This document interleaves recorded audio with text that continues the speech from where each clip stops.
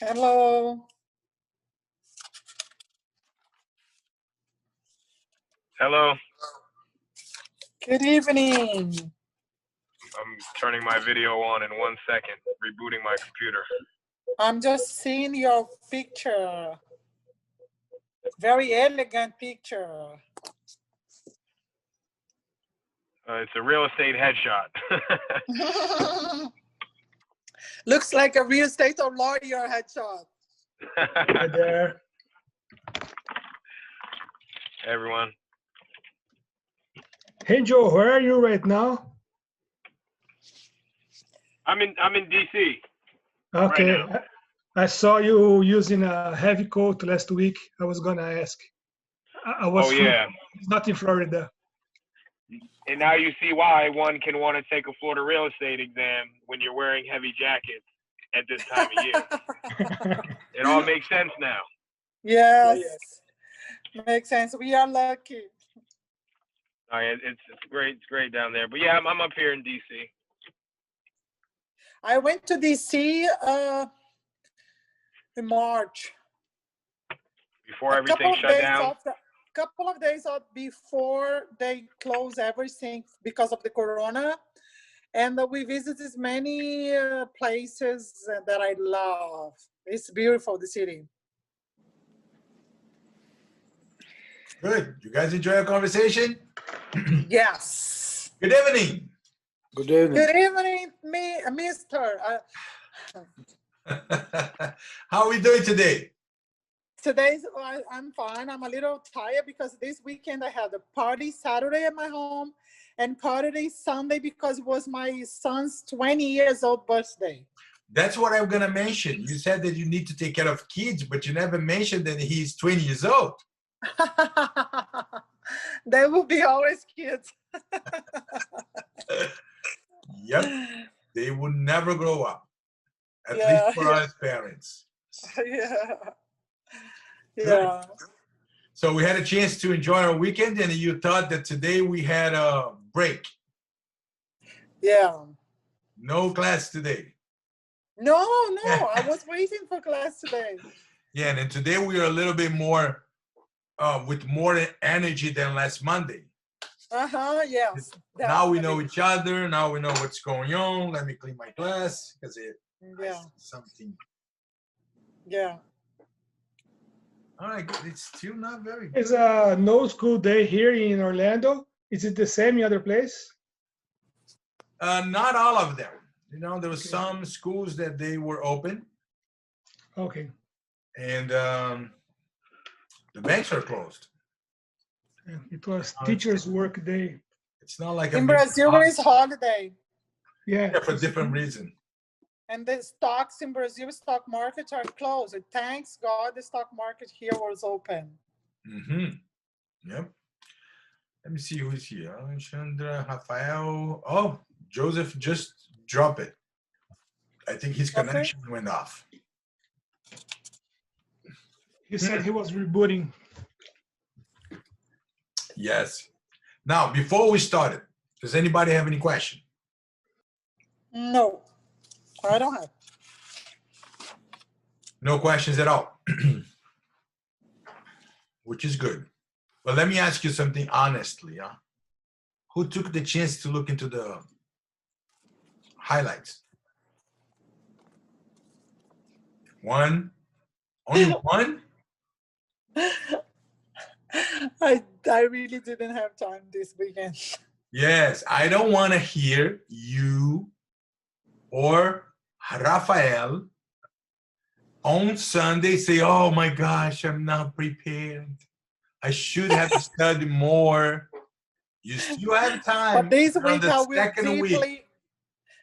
I will deeply study. Yes, right? Do you know the word procrastinating?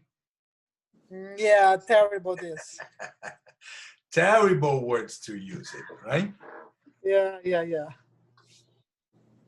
All right, so with no further delay, we're gonna start. Oh, let me go back. I didn't share my screen yet. So we will talk about chapter 5, and chapter 5 has 12 questions. And chapter 5 is about clarity. We were looking about a bunch of different things that is related to clarity. Now, let me see if I can share something with you guys. I want to show you this slide here, and then I'll grab the contract. It's one of the things that I always wanted to be running my school. Is because the state does not require us to show any contract or agreements. We need to teach the students about a contract and about an agreement. But I believe that if we don't show it, it becomes a little more complicated to link the information to application, you know? And that's what I always say in my classes. When you get an information and you are able to link that information with an application, it becomes easy to understand because now you link it. You make out of it something important. Yeah. So that's why I wanted to have the freedom to go beyond the book with two reasons. Number one, you guys will be more prepared for the field that is waiting for you. And you will be more prepared to take the test because you understand, you have a clear vision of what it is. Now, when we work with the buyer and the buyer find the property and he decided to put an offer, in general, as we were talking before, we try to collect some deposit. And I told you guys that that deposit has many names. It could be a good faith deposit, could be an escrow deposit, could be a binder deposit. They're all the same. And the idea, number one, is to make the offer stronger. But when you go to the buyer's house example, where he meets with you and to sign the contract, you tell him, Mr. Buyer, I need you to put a $20,000 deposit. Now, it's not very clear to the buyer who's going to hold their money. After all, it's $20,000. So we put it on a contract. Who's holding the deposit?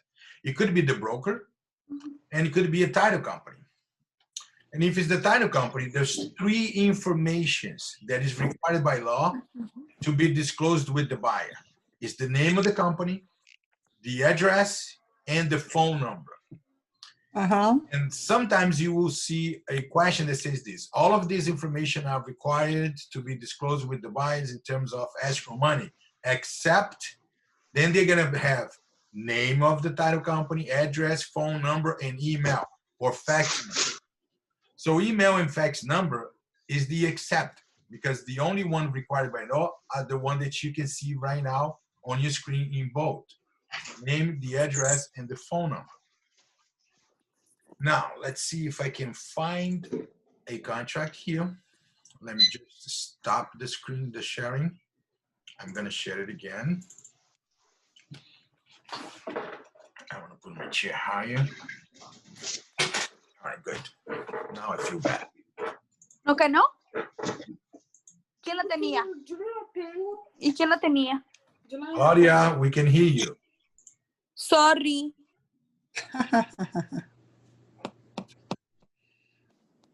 Okay, I'm sharing the screen with you, right? Yes, I am. Let me go here. Forms and as-is contract. We're going to see more about the as-is contract on chapter 12. But right now, there is one information that I wanted to show you. Now, you remember that we must disclose the name, address, and the phone number for the title company, right? And then the contract. And the best place to disclose that, it will be in a sales contract. Now, look at this. You're saying here, let's put as an example, you're going to offer a $500,000, okay? And there will be initial deposit of $10,000. And now it says here, who is going to hold that? You see when I highlight, do you see when I highlight? Can you see it when I highlight? Yes or no? Yes. All right, good. So you see Yes.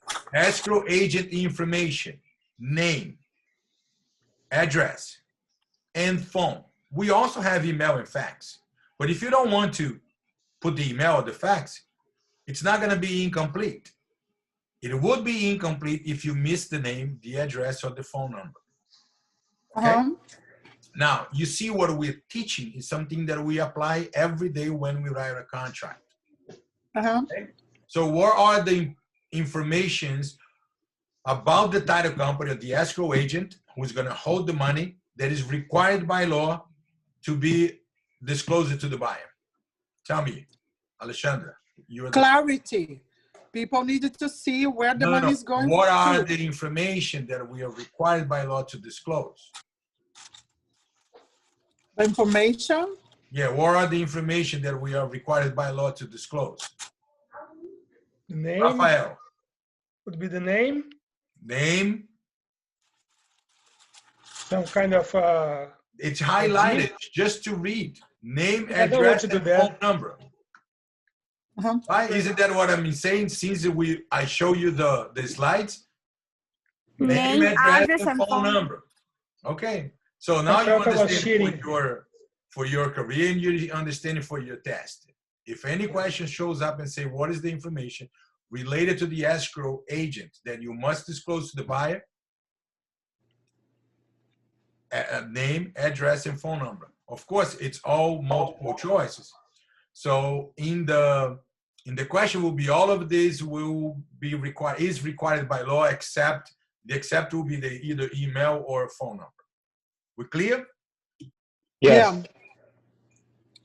Good. Now,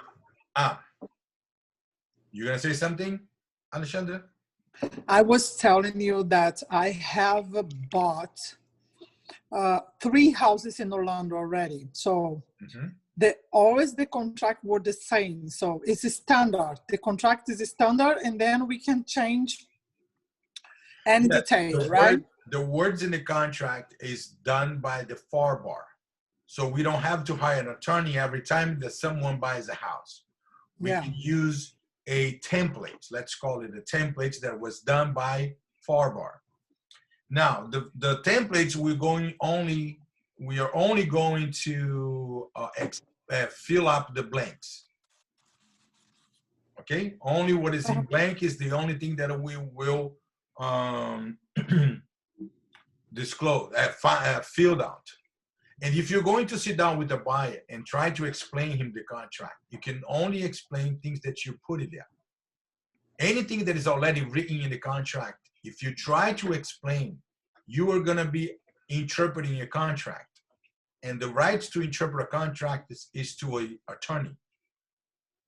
Okay? And you will be acting as an attorney without the proper license. So if your buyer wants to understand everything in the contract, get him to a attorney and let the attorney.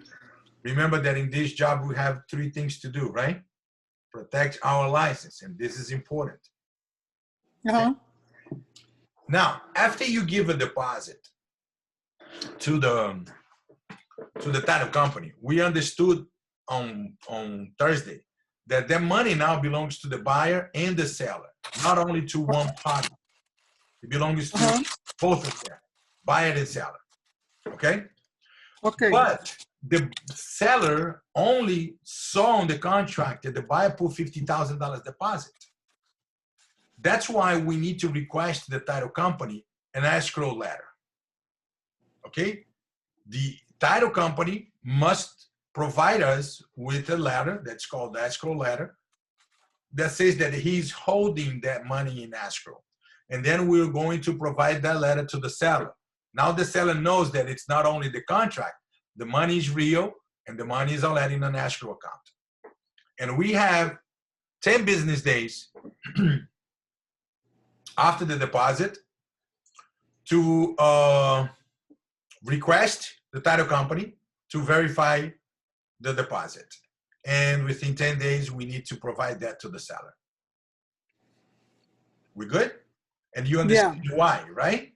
You see, we try to go down the subjects and try to make it understandable. So why do we need a verification of deposit? The buyer knows that the buyer gave the money because he wrote the check, gave to the title company, and he saw that the money was deducted from his banking account. But the seller has no idea that those things happen. The only thing that the seller knows is that in the contract says that he gave $50,000, but he has no proof. That letter will give the seller proof that that money is being held in title company. Okay? Okay. Now, the broker must not disburse escrow funds until transaction close or with the agreement of the parties.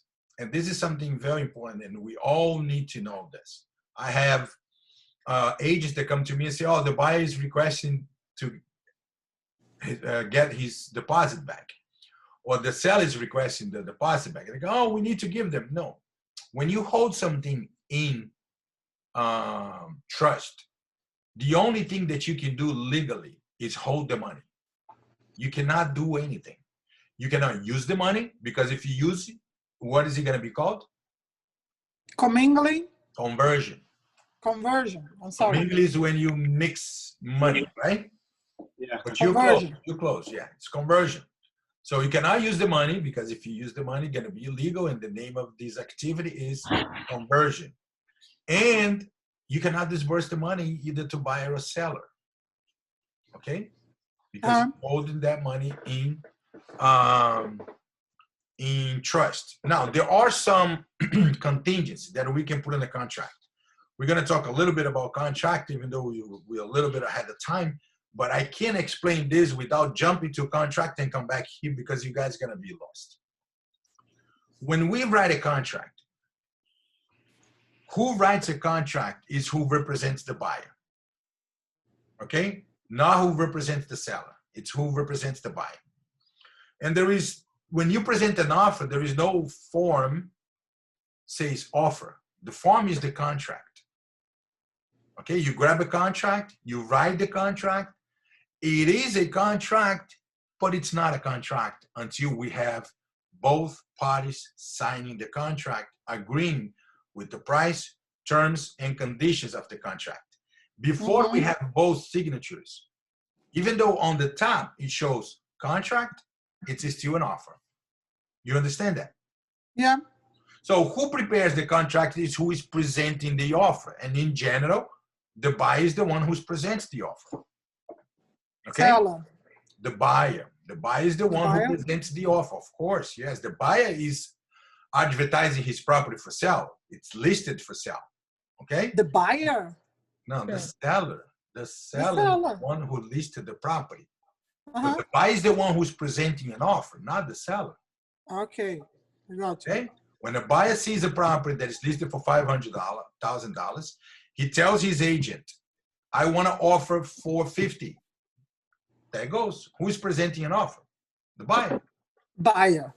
Okay? So the agent who represents the buyer is the one who's going to prepare the offer, the contract. And his obligation is to protect the buyer's assets. Okay? The money that he's going to deposit, he needs to protect the buyer. And there's a few things that we can put it on a contract to protect the buyer. Number one thing is that the buyer, the contract is contingent upon buyer being approved on a loan. Okay? In case that this transaction is financed. If it's cash, you can't put this.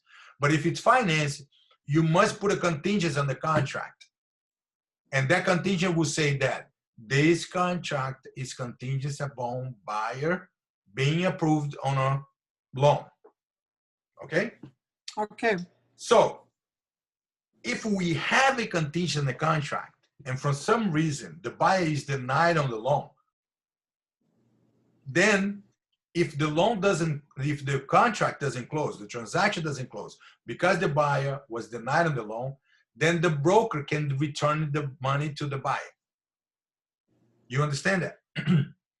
Why the broker can return the money to the buyer? Because there is a contingency in the contract and the buyer did not fulfill these conditions. So there's nothing to fight about. Even if the seller says, I don't agree to that. My house was off market for 40 days. The buyer was supposed to be approved. He was not. I wanted the money. What would the broker do? The broker does. The broker will return the money to the buyer. That's what the broker will do. Why will the broker return the money to the buyer? Because there's a contingency in the contract. Contingency is Disbursement. no, contingency is Condition. condition. Yeah. Condition. This transaction will only happen with the condition that the buyer gets approved of the loan. So it's in the contract, the buyer signs, the seller signs. So if the buyer gets denied on the loan, the condition is there. Okay? So he has the right to get his money back, even if the seller is fighting about it. Arlindo, the conditions is if the buyer get the loan. If not, he get his money back. Even if the seller doesn't agree, the broker has the right to return the money to the buyer because there is a condition on a contract that is expecting this. Okay? Okay. Now, giving you a different scenario. Let's say that the buyer decides not to buy the property anymore. Okay? Let's say that he was transferred to another state. And it doesn't mean that there's no reason to buy this property anymore. Then the buyer decides not to buy the property anymore. And he wants his money back.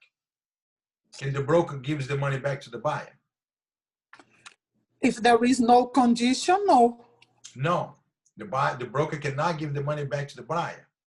And if the buyer requests the money and the seller requests the money, then we have a conflict. Conflict over the escrow money. When there is a conflict over the escrow money and the reason why it didn't close, it's not in the contract, then the broker must notify FREC in writing within 15 days. Okay?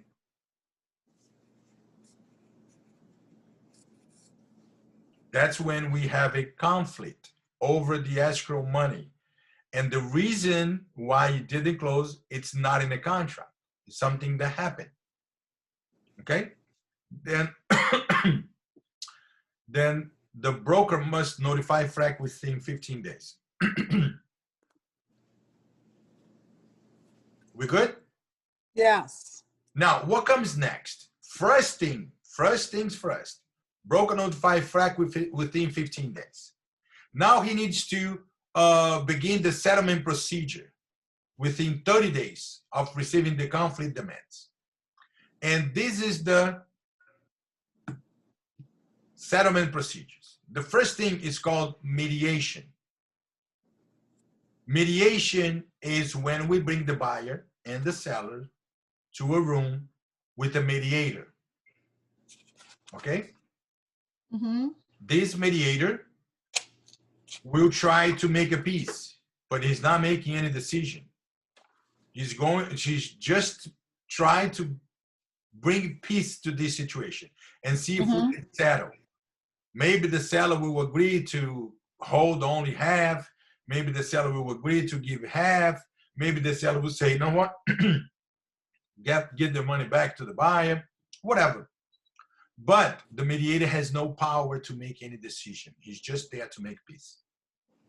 If it doesn't work, it could go to arbitration, okay? Then, instead of a mediator, we're gonna have an arbitrator. And the arbitrator, in the contrary of a mediator, the arbitrator has the power to make a decision. That's why to go to arbitration, both parties must agree. Okay? Buyers and sellers must agree to go to arbitrator. Now, if they don't agree to go to arbitrator, then it's going to go to litigation. In that case, meaning it's going to go to court. Okay? And if it goes to court, there is two ways.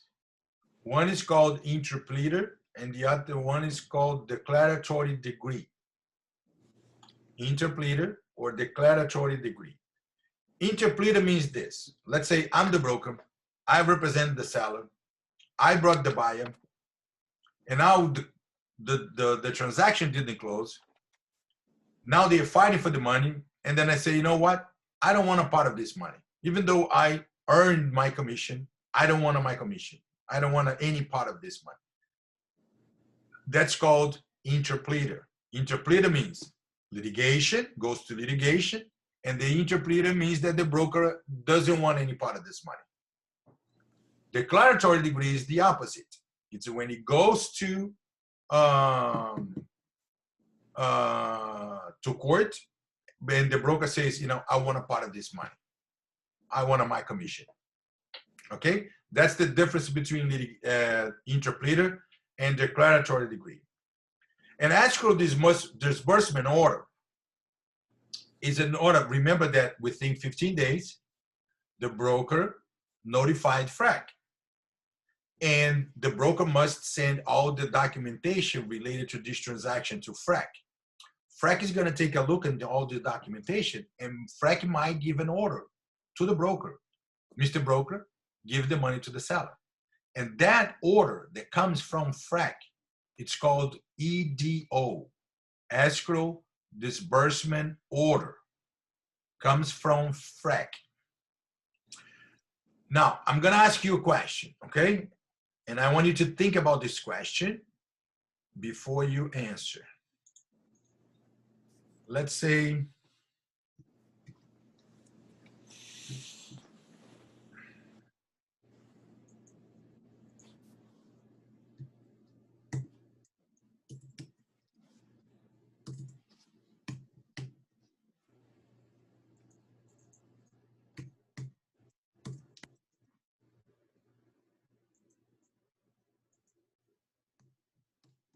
okay, let's go to the question.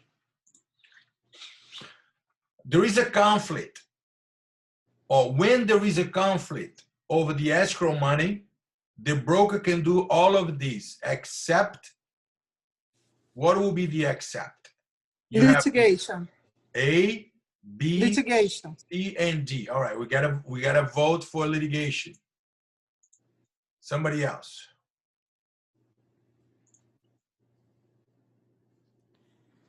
Litigation also. Litigation. Rafael, what do you think? A, B, C, or D? I'm thinking that the broker could do only the first one. Okay, there is only one except. Yeah. Okay, only one exception that the broker cannot do. There's one thing that the broker cannot do. I will repeat the question. In case of this dispute over escrow money, the broker can do all of these except, then you have A, B, C, and D. What will be the except? Litigation. All right, I want another opinion. Rafael, Guilherme, Joseph, Vyacheslav. Joseph, what do you think? I'm going with litigation. Rafael. Yeah, because broker can be part of the claim. Guilherme. Yeah, I think it's a litigation because it's on court. Okay, so let's think about the possibilities here before I tell you if you guys are right or wrong. You're gonna find out if you're right or wrong, okay? Mm-hmm. Right now, the broker received a conflict. Right now, the broker receives a conflict between buyer and seller. The first thing he must do is to Mediation. no. The first thing he must do is notify FREC within 15 days. Okay. Oh, yeah. Now, do you think he can do mediation? Yes. Yes, because this is one of the procedures. Do you think he can give the money to the buyer? So then what is the right answer? No. No.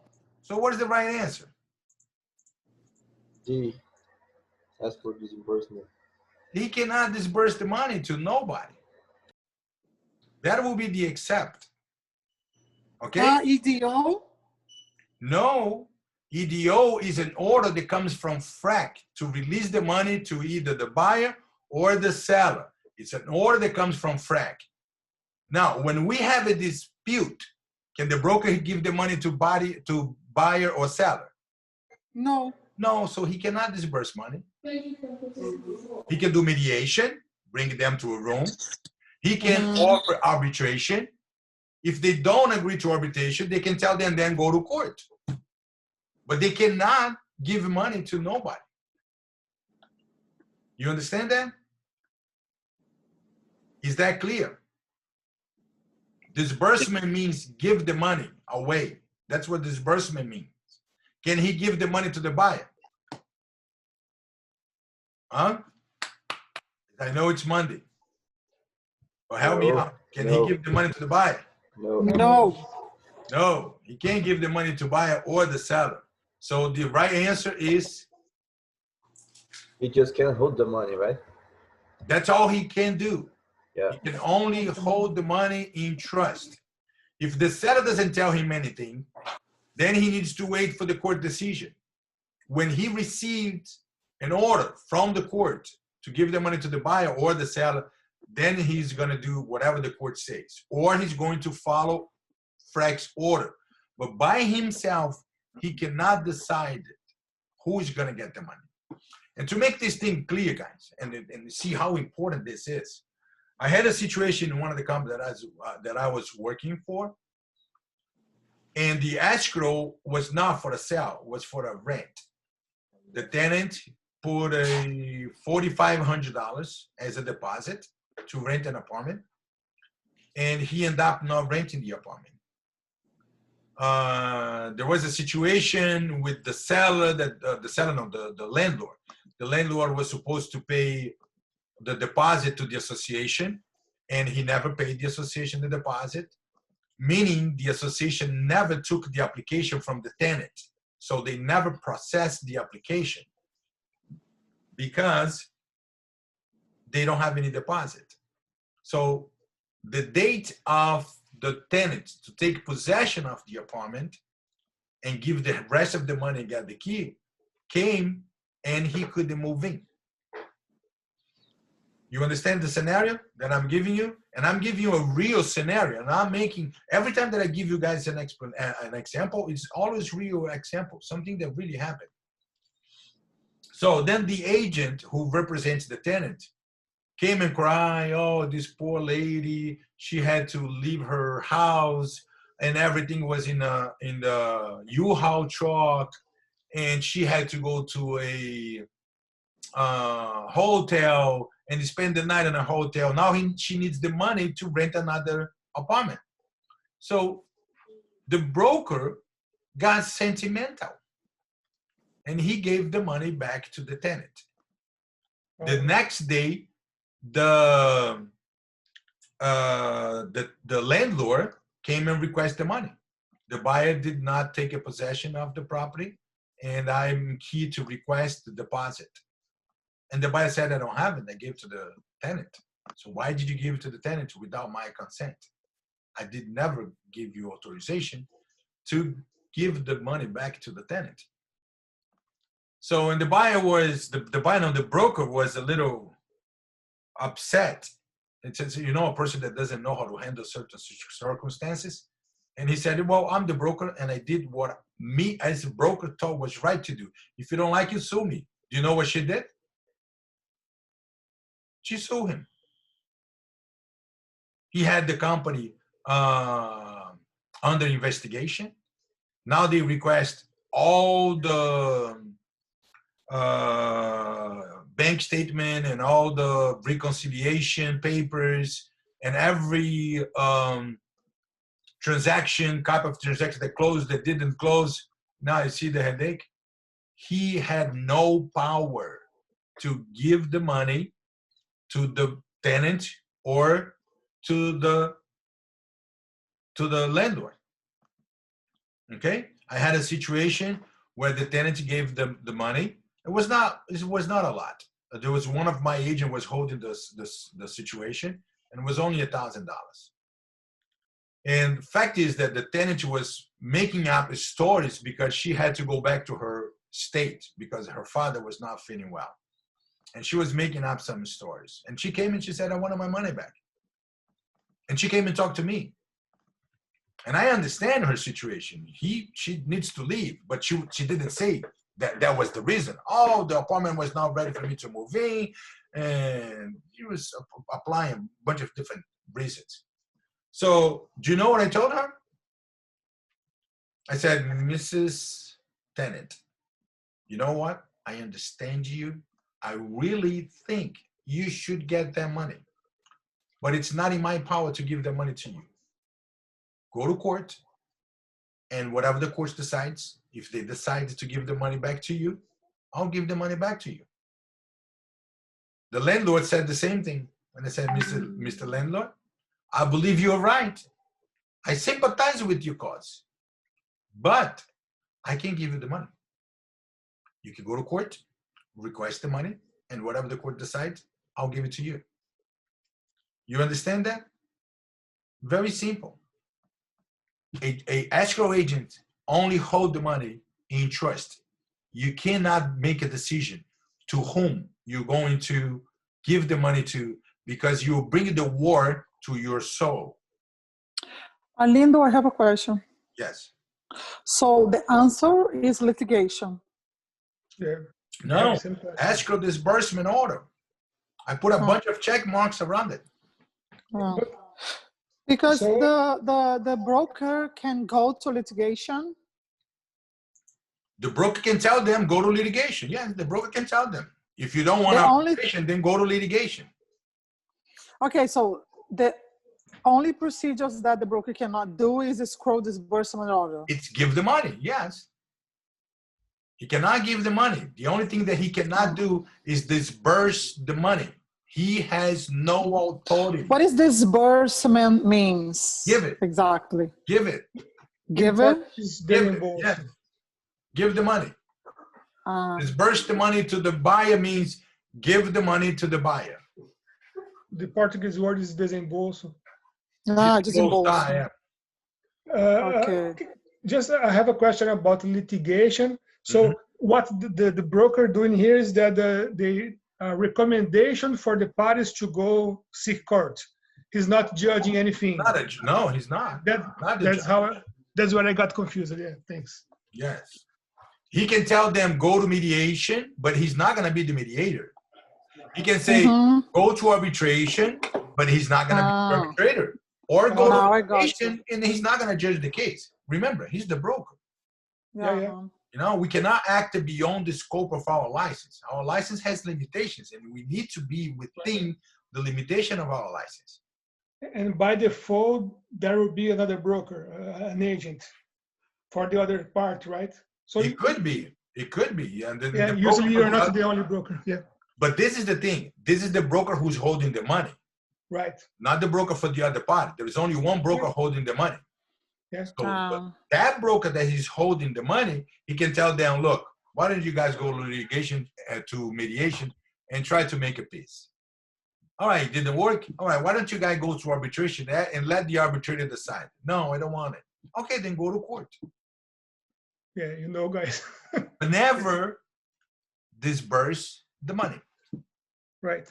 Okay? He can only disburse the money and follow orders from two entities. Either from FREC or from court. Okay, but if there is a clause, if condition in the contract, he can disburse the money to the buyer. If there is a condition, then he can. Okay. I'm going to tell you another condition, so make it this subject even more clear. We have a inspection period on the as-is contract. We're gonna learn more about the as-is contract. I don't want to anticipate too much. Mm-hmm. And we have something that's called inspection period. The inspection period is a time that the buyer has to request an inspection. Of course, he's going to pay for it. So someone will come and do the inspection on the property. And if he doesn't like the report, there's too many things to do. There's a leaking on the roof. There are Dirty. and there's a bunch of different things, and the buyer does not want to proceed. Then the buyer can exercise his rights to cancel if he does that within the inspection period. Let's say the inspection period is 15 days. If he does that within this 15 days and deliver a written notice of that decision, then the broker can give the money back to the buyer. Even if the seller says, I don't agree to that, I wanted to give the money to me. Listen to the seller, because there is a condition on the contract that tells the buyer has a right to get his money back within the inspection period if he decides to do that. We good? Yeah. All right. Continue. Rush, why are you running? Okay. Did you ask why am I running? Huh? Did you ask why am I running? No. The screen was, the slide was moving too fast, and I was talking to the computer. Hey, why are you running? Okay. All right. The exception, we already spoke about it. If there is anything wrong, if there is anything that is in the contract as a condition, then the broker can deliver the money back to the buyer. Okay. Now let's talk about rental information list.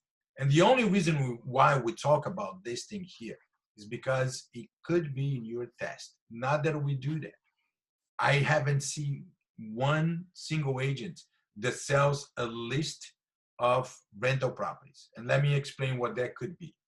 Let's say that Alexandra, which is the first one on my list, so I'm gonna pick you all the time. I always pick the first one on my list, and you are the first one on my list today.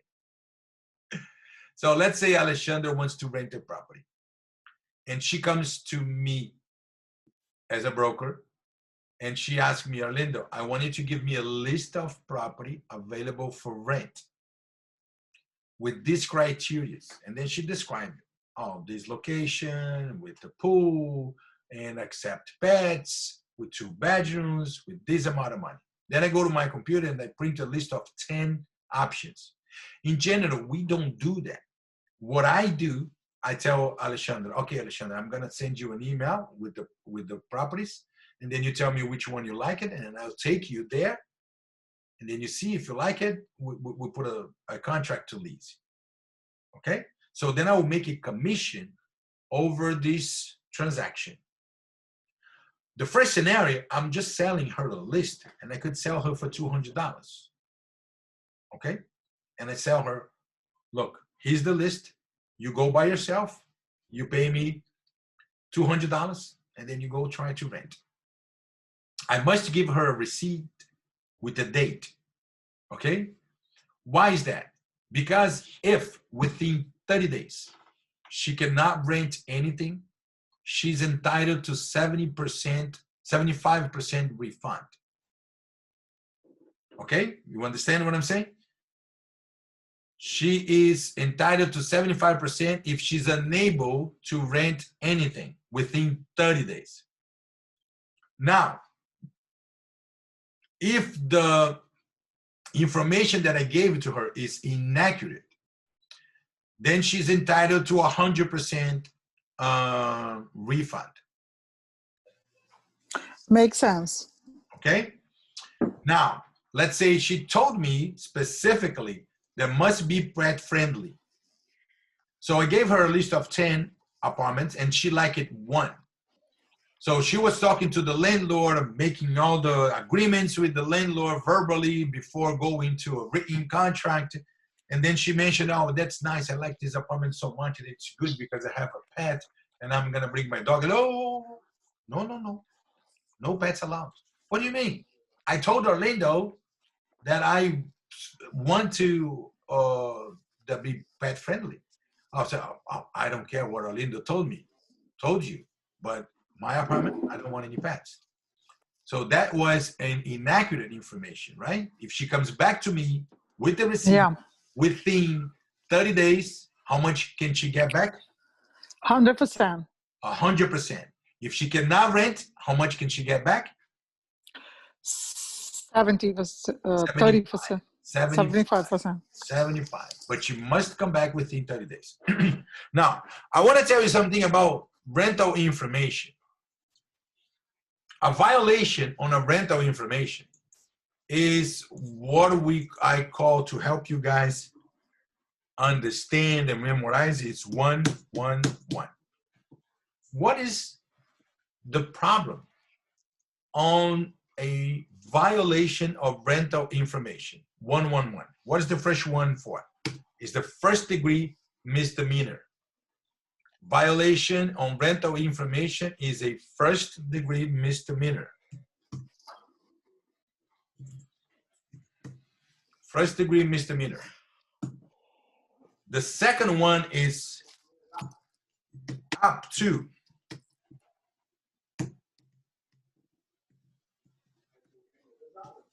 $1,000 fine and up to 1 year jail. That's why it's called 111, to help you guys remember. Violation on rental information is 111. What is 111? First degree misdemeanor. Up to $1,000 fine and up to 1 year in jail. Okay? This is for the broker listing the... Whoever gave the information. Okay. Sales associate. Does it go to the broker? No, this is for the agent. Well, the broker is going to have to go to Orlando with the agent, because whatever you do, say, and sign, you do say and sign on behalf of the broker. Something is going to come to the broker as well. Everybody loves to go to Orlando except for brokers. Yes, except for visit FREC. Yeah. It's not going to be a fun trip because you're not going to see Mick. All right. Continue. The Sales Association Commission must be paid by the employer broker. You can never get money from the buyer or the seller. Okay? Give you an example. Let's say I'm working with the buyer for 6 months. The buyer was never satisfied with anything really he was happy with. But one thing he was happy, that was very patient. And he understood that he was very picky. And I finally found a house for them. And I was able to negotiate the price to the price that they were willing to pay for. So they were very happy with my service, that the day of closing, they had an envelope with $5,000 and they gave it to me. Can I take it? No. I can only get paid by the buyer, broker, by the employer broker. If I take it, I must take to the broker, and the broker will pay me. Okay? Yeah. Now, there is always a split. You know, you're never gonna get 100% of your commission. Of course, there are some agents there that they pay 100% commission, but they give you no support, they give you no training, they give you no office, but you get 100% commission. So in general, your commission will be split with the broker. The split is negotiated. When you go to see a broker, when you get your license, you're going to interview brokers, and then you go to a broker that say, Rafael, now you're the first one on my list. I don't know what happened to Alexandra. She went down to the fourth. I think it's because you get up and you walked. And I hacked her. I hacked her. I wanted to be the first. You want to be the first, yeah. I had a feeling. Yeah. So then Rafael comes to me, example, say, Rafael, this is the split in my company. It's 80-20. meaning you keep 80% of the commission and my company will keep 20% of your commission. You understand that? It's always, there's always split between the sales associate and the broker, okay? Uh-huh. The associate cannot operate independently. So when you get your license, you must find a broker to work for the broker. You cannot work for yourself. Even though you are independent in a way that you don't have to go to the office every day. You don't even have to go to the office if you don't want to, okay?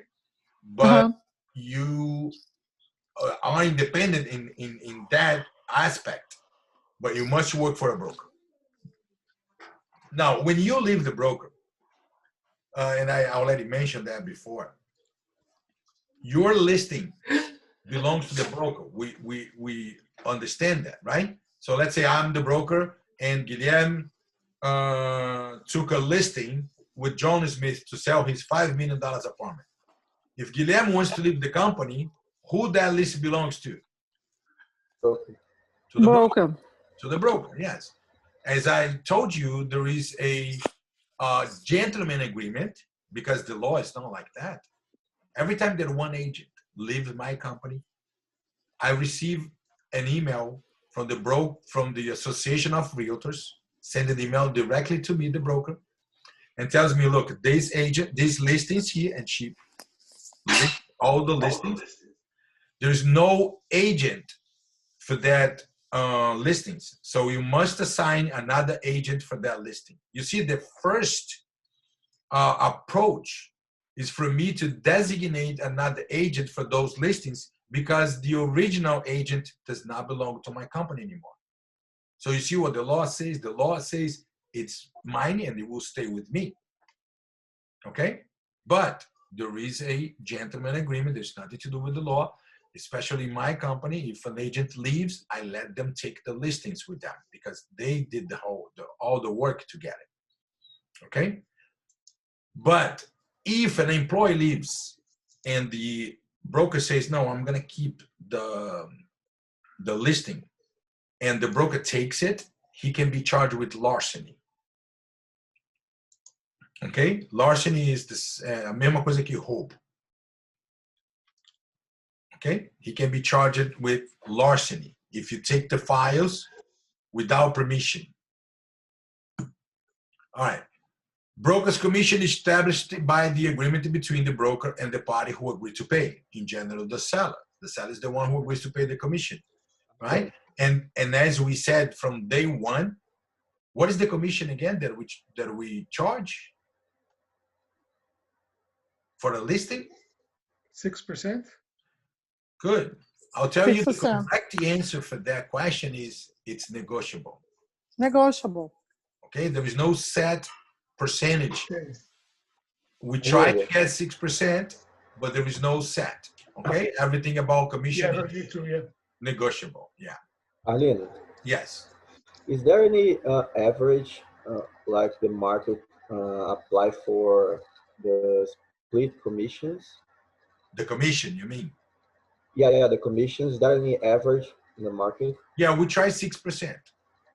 Okay, but when you share, like, between the broker and the sales associate, like 80-20, 70-30, is there any average in the market? All right.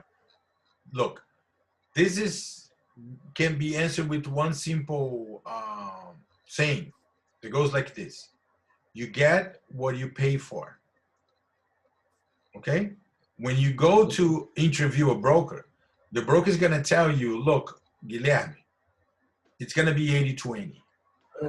You're going to keep 80% and I'm going to keep 20%. And then you're going to ask him, okay, Mr. Broker, I understand that you want to keep 20%, but what am I getting in return of the 20% you're keeping? Okay. You know what I'm saying? And then he's going to say, well, you got the office. Then you think if office is worth 20% of your commission, now you go to interview another broker and the other broker tells you, look, it's 80-20. Oh, the same that the other one charged me. But what do you give me in return to 20? I'll give you training. I'll give you support. Anytime that you have any questions, you give me a call. When you get your first contract, you come to me and I help you to fill up the contract. And I'm going to help you all the way through closing. Now, are you getting more than the first one? Of course. Especially for who is starting in the business. It's very important to work with a broker that will give you support. Training is good, but not important. More important than training is support. Because I have a meeting in my office every week. We do like we're doing here through Zoom. And I pick the subject. Oh, today I'm going to talk about contract, how to fill up a contract. All right, so I teach about it, how to fill up a contract. Now, 2 months from now, Guilherme got his first contract, his first buyer. And he's waiting for the training about contract. Well, let it get a contract 2 months earlier. So what do you need now? You need a support. Someone that will give you instructions, even though it's not the subject for my training today. Right? So you got your answer? Yeah. Good. Thank you. You're welcome. Now, the state does not regulate commission. It has to be negotiable. Licensee may share the commission with the buyer or seller in the transaction. Meaning, let's say I'm licensed and Rafael is not licensed. And he calls me and says, Orlando, I have a friend of mine, very good friend of mine, and he wants to buy an apartment for up to $2 million. And I wanted to refer him to you, but I want a 10% of your commission. I know you're going to make at least $60,000 on this transaction. I wanted to give me at least $6,000. Can I give Rafael $6,000? No. Why not? No, because he's not has no licensed. license. Because Rafael doesn't have any license. And Right? you can lose, and you will lose yours. I can, yes, I can. There's going to be, again, FREC's decision and go to administrative court, and they will decide what to do with my license. Now, let me give you another example. I received a phone call, and that's a real one. I received a phone call last week from Michelle. She's from New York. And she's licensed in New York. Actually, she's even a broker. She has a brokerage. And she said, Orlando, I have a friend that he's right now in Florida and he's looking to buy a property up to $2 million. And I wanted to refer him to you. And I want a 25% of the commission. I'm going to send you the agreement. If you agree to that, sign and send it back to me, and I will give you the whole information. Is this okay? Or is this a violation of Florida Status 475? Broker to broker? Yes. She's in New York. Can I give her part of my commission? Yes. Yes. Yes. Yes. Yes, because she is licensed. Even if it's licensed in another country, I can still give her part of my license. Now, let me give you another example. Michelle, when her friends came down to Florida, she decided to come with him. Okay? And she came to my office with him and said, hey, Orlando, how are you? This is my friend that I mentioned to you. Now, you guys can go and see properties, and I'm going to go to the beach. All right. Then I go show him properties, and I come back. He found a property. We put an offer, and then she came to my office, still with sands on her feet, and said, Orlando, I demand my commission. And she did nothing. Can I give her a commission? Yes or no? But it's the same. It's the same. Scenario is the same. Doesn't change, right? Doesn't change. I can, give her permission. Yes. All right, I'm going to change the scenario a little bit. She comes and introduces him to me and says, Orlando, if you don't mind, I'd like to go with you guys to see the properties. All right, come with us. And then she come with us. And then she started giving me opinions. The guy asks you, what do you think? Is this price right? I don't know if this property is okay. Is this a concrete structure? And then she started giving opinions. At the end of the day, he found the property that he wants, and she demanded her commission. Can I give her a commission? Yes. Can I I give her a don't think commission? so. She has a license, right? But not in Florida. Okay. Ah. At this second scenario that I gave you, she's participating on the transaction. She went with me to show the property. She was handling opinions. Now she's participating in the transaction in Florida without holding a Florida license. Now I can't give her that. No. Now I Because it's more than a referral. It's not because of that. There's only one reason. She's participating in the transaction without being proper licensed. Okay. We good? Yes. Yeah, yeah. You understand that? There's a scenario for the testing, right? I don't know for real life. And then I don't want to start a fight, but it's a test scenario, right? Yes, test scenario, but it's law. Yeah. Okay. Now, Okay. You didn't ask the question directly, but I sense something behind your comment. I think this happens. I'm going to, yeah, but we need to change 60 cents. Yeah. Now, there was a lady in my class that she said, well, if nobody finds out, it's okay for me to pay a commission. And I'm going to get it. Imagine if a guy comes with the $5 million, 3% will be 150,000.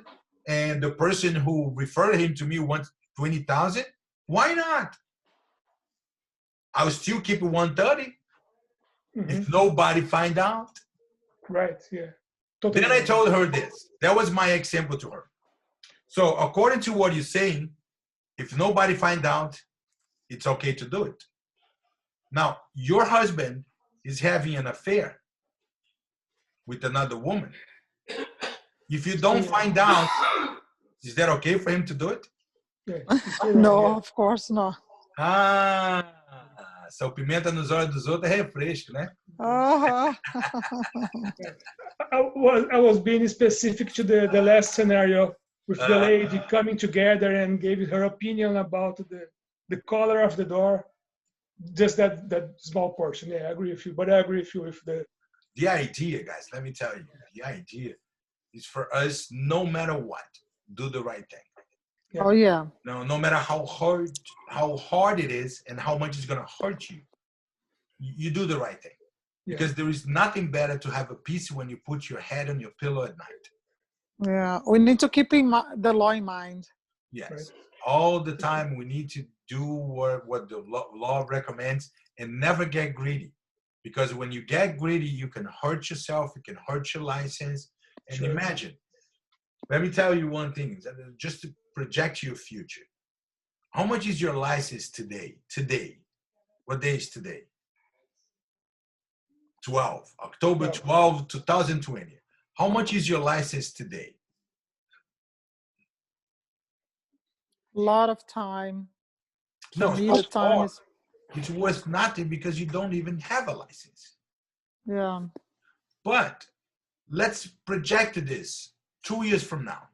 You've been working hard for 2 years with your license. You already create your clientele. Now you have a constant transactions every month. Now, how much is your license worth? Yeah, A lot. Everything, right? Everything. So you don't want to lose everything because you made some mistake just to make an extra $15,000. Right. You know? Yeah. All right. The antitrust law protects competition. And then the most common law, it's called the Sherman and Clayton Antitrust Act. What this means is this: we cannot get together to agree upon a new commission. Let's say we are all brokers. And we decided to create a meeting when we are all together and say, you know what, guys, we've been charged 6% for over 50 years. We charge 6%. Now everything is more expensive. I believe we should charge 8%. But if I charge 8% myself, they're gonna go to you because you still charge 6. Why don't we all charge 8%? Because they have nowhere to go. They're gonna have to accept 8%. All right. So this antitrust law was created to keep the negotiation free. Right. So that's what is it called? It's a Sherman Antitrust Act. It's illegal to fix commission or fees for services, right? In Portuguese, it's like cartel, right? Yes, that's right. So we need to have the market free for negotiation and and shopping around. Now, liens on property for unpaid sales commission. This is, let me make this subject clear for you. Let's say you sign an agreement with the seller that the seller will pay you 6% commission. If at the end of the transaction, the seller doesn't pay you commission, you cannot put a lien on his net proceeds. Let's hear this expression one time, understand what it means, because we're going to be talking about that again. Net proceeds, it's how much comes to your pocket after you pay everything that you need to pay. That's called net proceeds. Net is líquido, right? Yes. And proceeds is what is coming to you on the transaction. Let's say you have a house, you sold for $300,000, and you have a mortgage of $1,000, and no other fees that you have to pay, so your net proceeds will be $200,000. That's what net proceeds. It's what comes to you after you sell the property. So you cannot put a lien on the net proceeds of the seller. The only way that you can do that is if you put it on the listing agreement. But nobody does that. Why? Because when I'm doing a listing agreement, I'm still convincing the seller to hire me to sell his property. Yeah. And if I look at the seller on this negotiation, the mid of this negotiation, tell Mr. Seller, look, if you don't pay me a commission, I'm going to put a lien on your net proceeds in the agreement. Not going to sign, right? It's not a good way to start a negotiation or a relationship with the seller if you point that out. So nobody puts it. But the only way for you to do that, if you put it on a contract, on the listing agreement, that if he doesn't pay, you are going to put a net procedure, put a lien on his net procedure.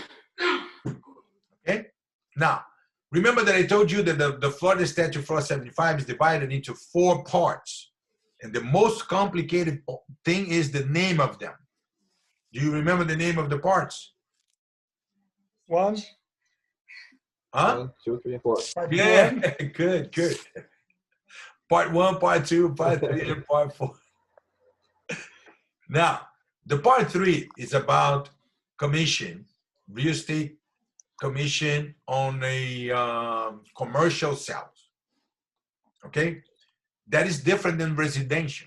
When I was talking before that you're trying to get a listing and you're not going to put on the contract, that you're going to put a lien on the net procedures, we talk about residential.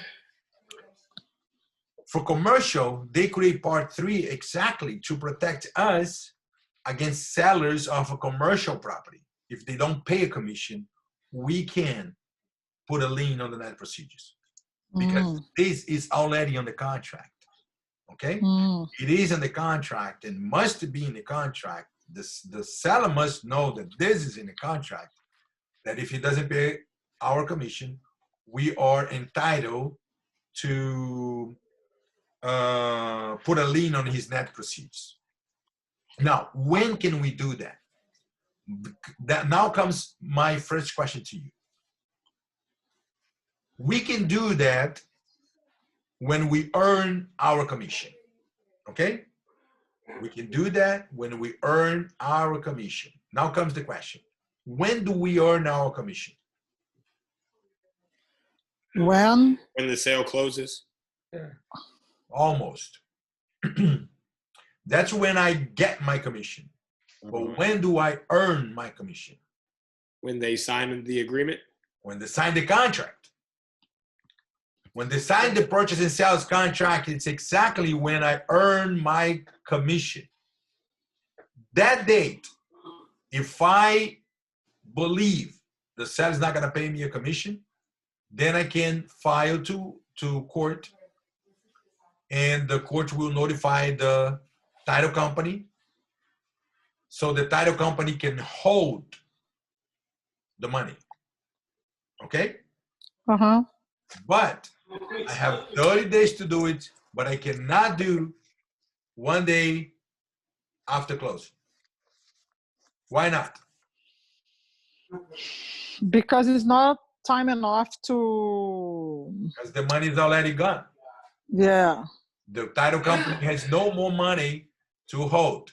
So you can you can file that within 30 days, but not 1 day after closing, because then there is no more money to hold it. And the part 4 is the same thing, but it's not about self, it's about leasing. Okay, leasing on a commercial property.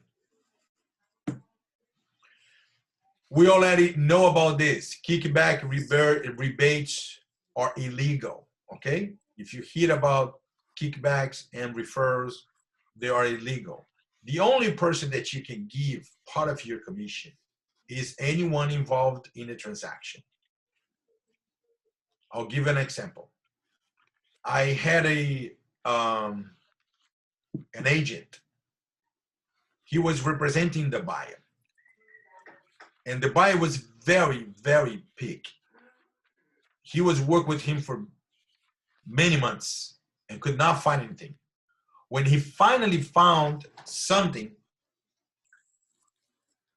there was a tough negotiation.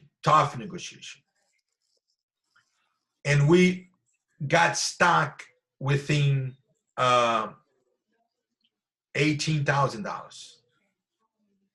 $18,000. Because the seller did not want to drop the price anymore. He already dropped it according to him, to his idea. He already dropped enough. He's not going to drop anymore. And the buyer, on his idea, he already gave up too much on the price that he wants to buy it for, and he's not going to give up any more money. Now we are in a situation that we're not going to have an agreement because of $18,000. You follow me, right? Yes. Now, the situation here is this.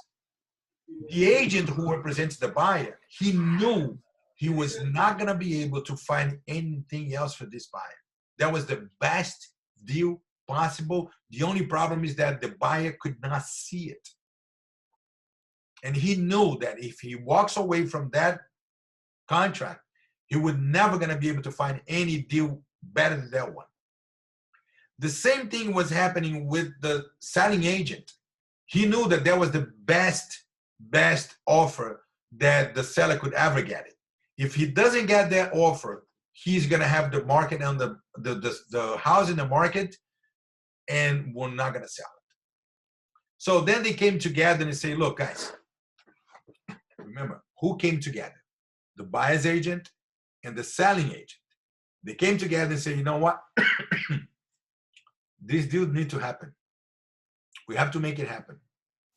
And we are apart because of $18,000. The house is $1.5 million. The commission was $45,000 per agent. $45,000 per agent. And they agreed to this. I will give $9,000 from my commission to the buyer, and you give $9,000 from your commission to the seller. And we close the deal. Now, let me ask you something. Would you do that? You're giving up $9,000 to get $36,000. Would you do that? Yes. It's the every last research, day. yeah. I think so. Every day. I will do that every day to make $36,000. I'm giving up 9 because I know I can get it later. But now, my second question to you is this: is this legal? Yes, I think so. Yes, because I'm giving part of my commission to someone involved in the transaction, which is the buyer. The other agent is giving up part of his commission to someone involved in the transaction, which is the seller. Then it's legal. You are giving like a discount in your service. Yes, you could say that. And this is legal. We good? What if the buyer tells me, say, Arlindo, I will accept your offer, but I owe my dad $9,000. Instead of you giving me $9,000, give to my dad. Can I do that? Probably not. No, because his dad is not part of the transaction. Yeah. I'll give you 9,000 and you give him 9,000. I don't care what you're gonna do with this $9,000, but I cannot give $9,000 to nobody that it's not involved in the transaction. We good? Yes. Sure. Okay. We already spoke about this. The only thing that is possible, guys, is if you, let's say you live in a rental community, and the rental community offers a finder's fee, $50 for finder's fee. So you live in a community and then you told your friend, look, let me take you to this community. I know you want to rent an apartment and they always have something available. Let me take you there. And you're not licensed. And they're going to give you $50. And that's okay, okay? As long as it's no more than $50. It's called finder's fee, no more than $50, okay? Okay. All right. Aline, Yes. here in my community, the place that I live here, they do something different. They they give us, if we refer someone to live here, they give us a discount in our rent. Is that legal? How much? $300. Yeah, well, the law says it's $50 for finder's fee. The way that they give you the money is, Calling discounts. yeah. Yeah, because they don't give me money. They give me discount. Is that Well, a which question? on the other Is hand, it legal? it's money, right? Credit. It's not money. It's credit. It's not legal? Well, I would say that they can do anything that they want on the branch that they are receiving. Now, what would be illegal is how they refer their money to, and I don't know. You know what I'm saying? How do they call it? They can say, "Oh, I'm giving you a discount," but not link it to any reason, just a discount. Then it's okay. You know, if I'm the landlord and I decided to give you a discount, why not? Right? How I attribute that discount to is that could be legal or not. And also you don't know what they say and we can't do much. Good? Good. This slide here is the first slide of probably another 10 slides about the same thing. And I wanted this to be clear because there's a lot of slides about it. And I wanted you guys to understand on the first time I explain and make it very clear to you. So I don't want to start this and stop it because I didn't have enough time to get to the end before the break. So let's take the break now. It's 7:53. Okay? So we'll take the break now.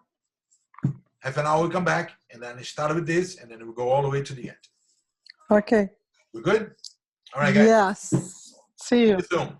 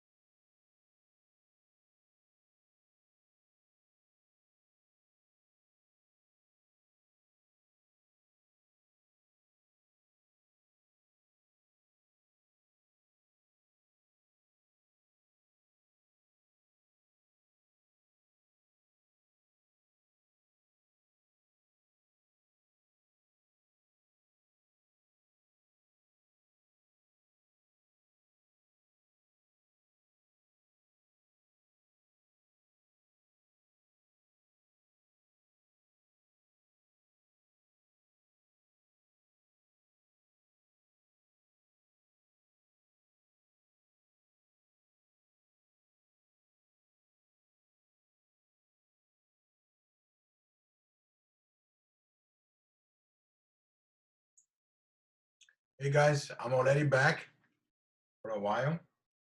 I'm just giving another 2 minutes for the other students to come. All right, 2 more minutes and I'll be restarting. See you soon.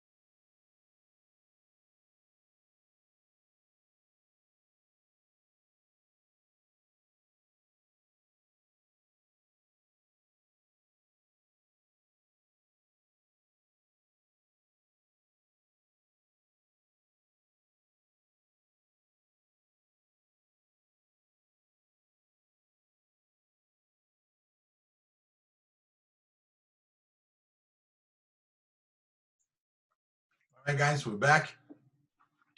Let's start it with that slide. Right here. Okay. I'm gonna remind you guys about something we saw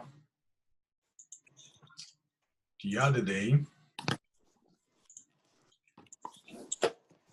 which is what do we have to do? Let me see if I can bring this down here.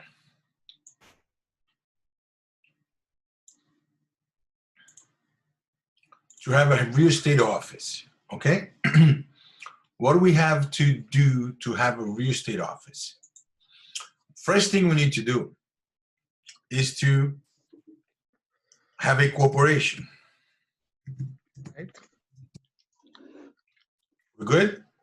Yep. We need to have a corporation registered with the state.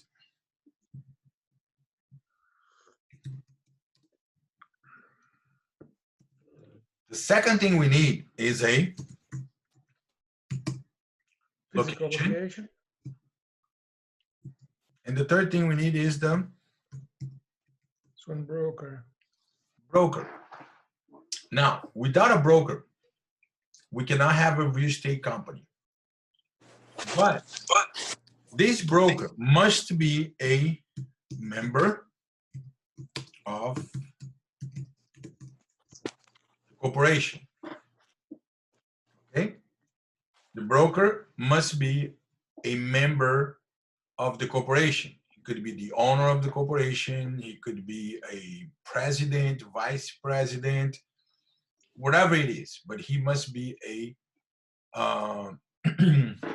member of the corporation. I need to get this thing here. Okay, I got everybody back. Chandra, Claude, Guilherme, Joseph, Rafael. Okay, yeah, today we don't have Gabriela. Gabriela didn't come today.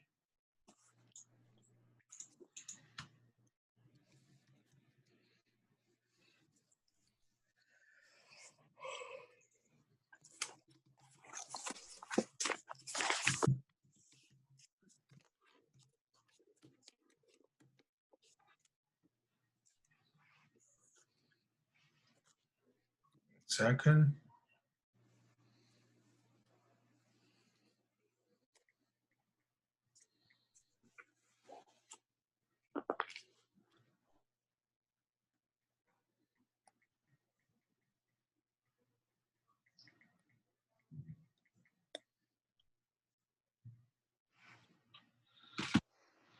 All right.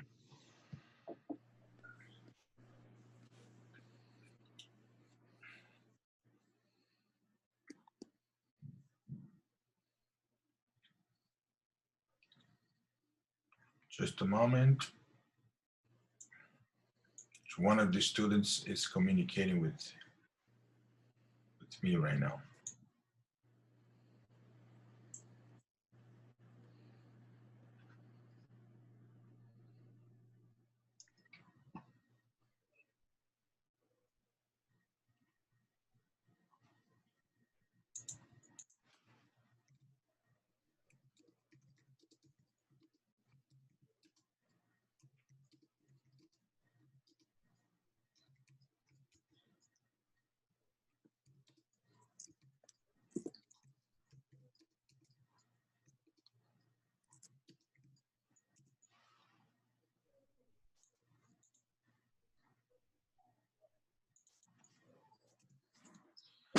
All right.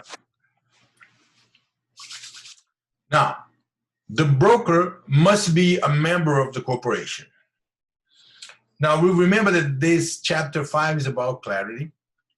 And once we know that the broker must be part of the corporation, that means if you are part of the corporation and you are providing service of the real estate, you must be the active broker. Sales associate and broker associate cannot be part of the corporation and provide service of real estate. Why? Because if you are part of the corporation, you must be the active broker. The company can have more than one qualifying broker. Okay? If everybody's a broker, we're okay. Let's say me, Rafael, and Guilherme wants to form a corporation, and we're going to be partners. Rafael is the broker, I'm a broker associate, and Guilherme is sales associate. Is this okay?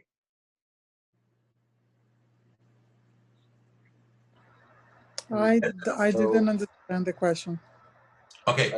Me, Guilherme, and Rafael wants to form a corporation. We are going to be partners in business, okay? Guilherme is the broker, Rafael is the sales associate, and I'm the broker associate.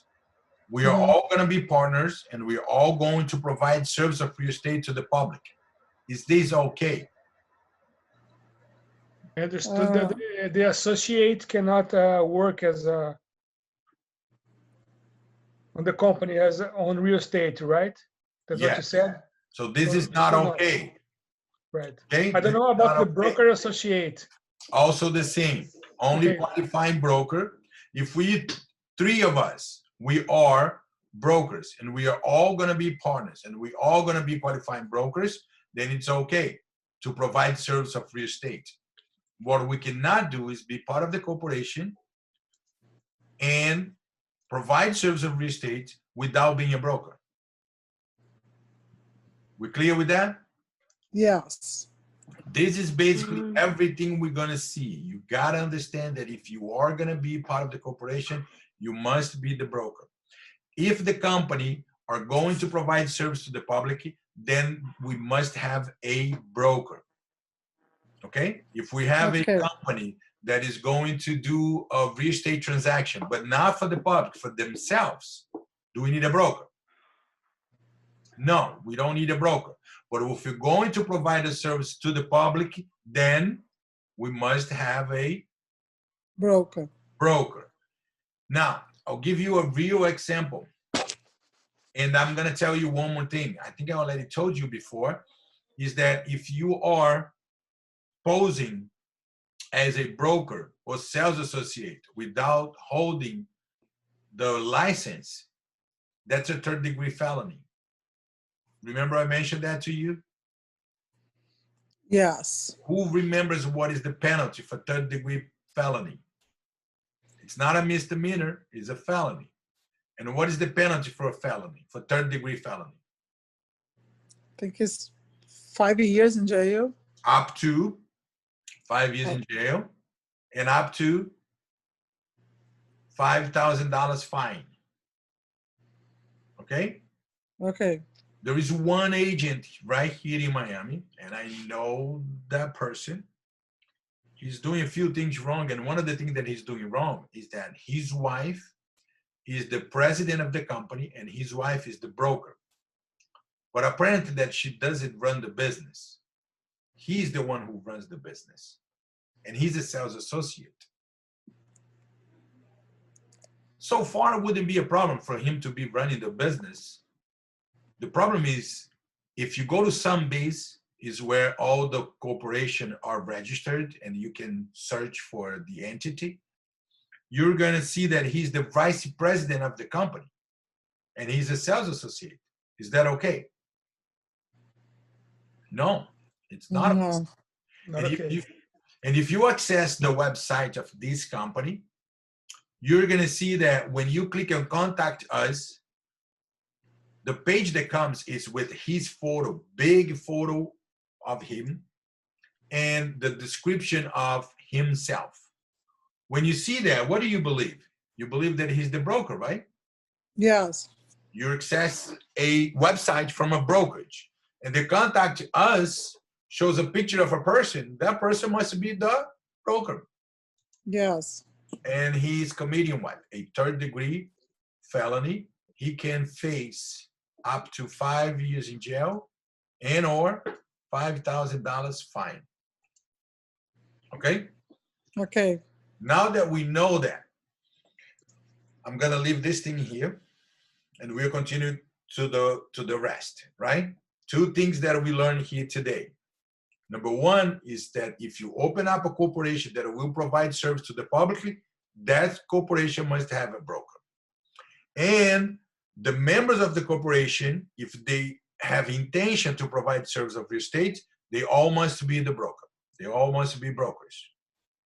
Okay? No broker associate or sales associate are allowed in the corporation as a member of the corporation. Now, let's give you some exemptions. You are a member of the corporation, but you are a limited partner. What a limited partner means? You just come with the money. You don't participate on the company's decision. Then it's okay. You can be a sales associate or broker associate, partner with the company, member of the corporation, but only if you are a limited partner. Okay? So this is okay. And well, we'll see the rest. Okay. Now, business entity that might register as a real estate broker. So those are type of business entity. It's not real estate. It's more like a corporation law. Okay, law of corporation. If you have a sole proprietorship, you can register as a real estate broker. Okay, you open up a company as a sole proprietorship, and you are the broker, and you're going to provide service of real estate. It's okay.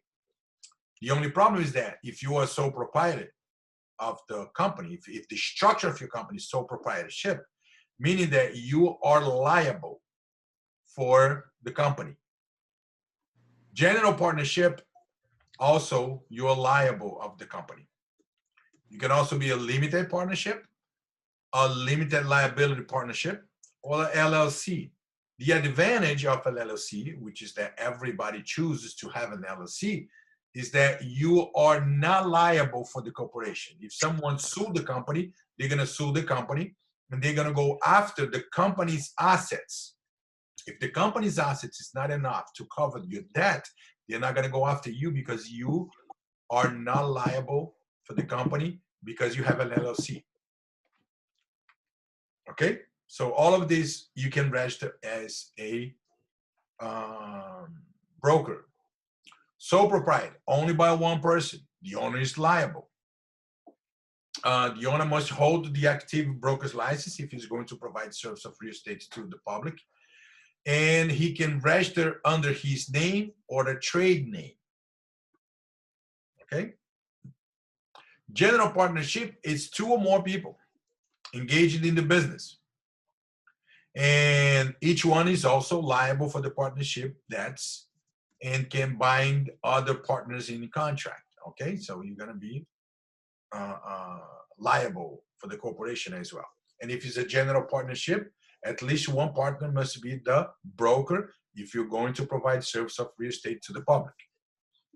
Real estate brokerage, general partnership, you must register with the BPR. Remember, it's right here, and I'm going to put the arrow so you guys can see what I'm pointing to.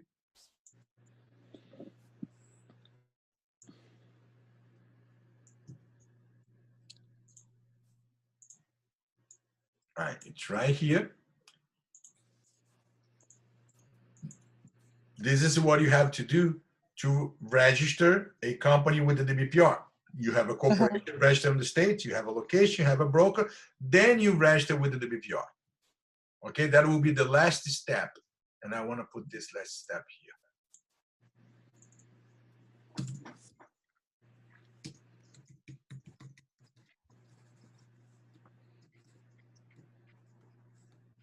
Okay, you must register with the BPR.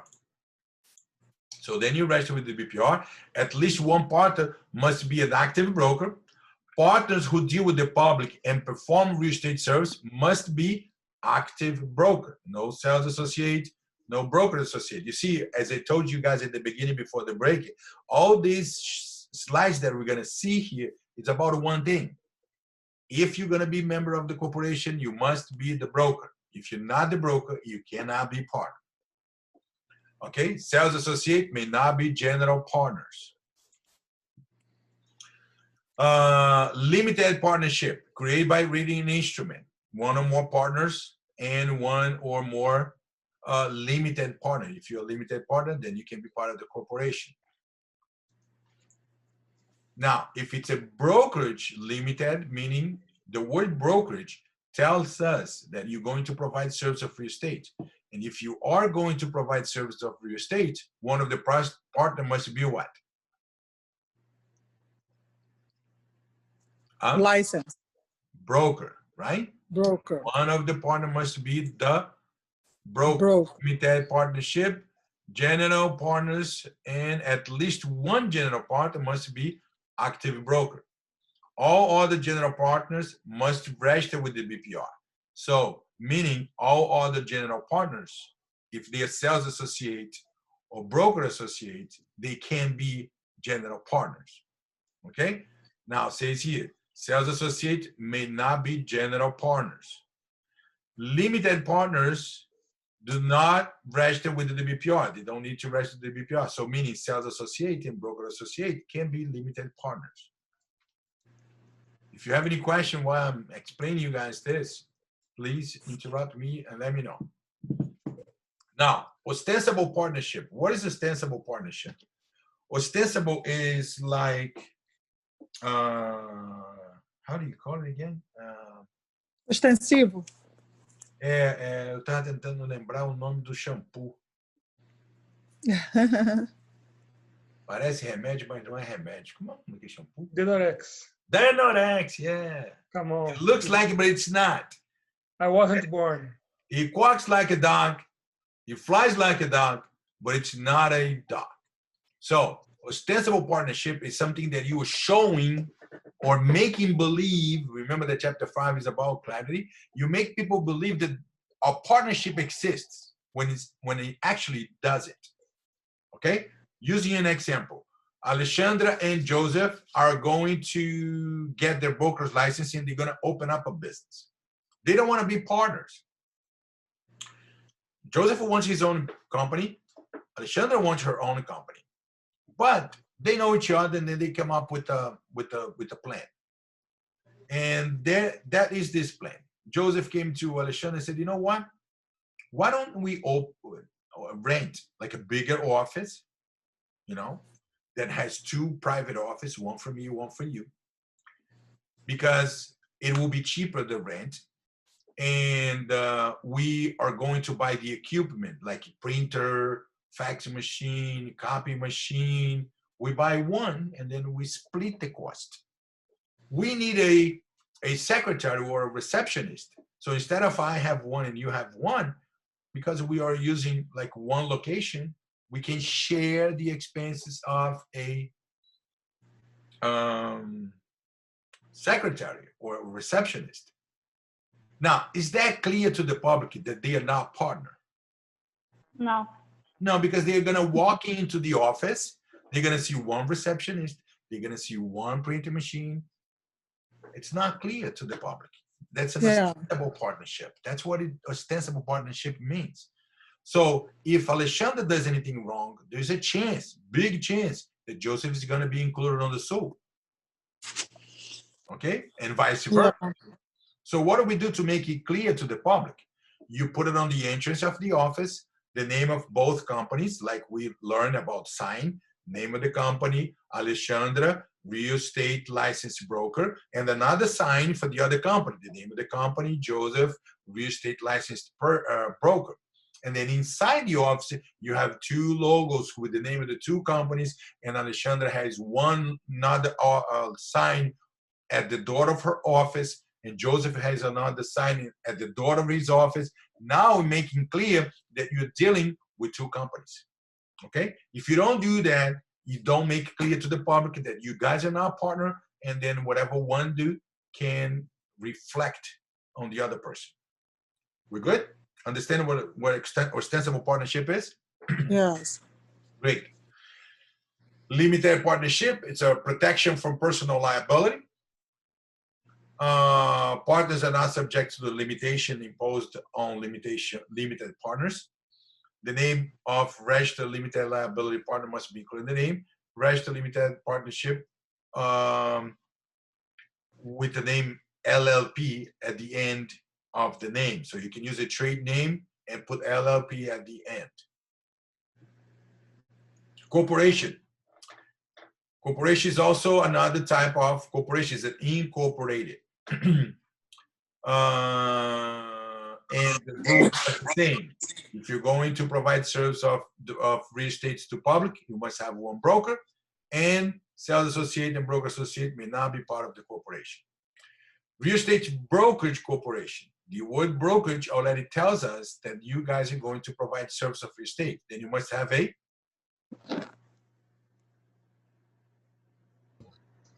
a what? Broker. Broker, right.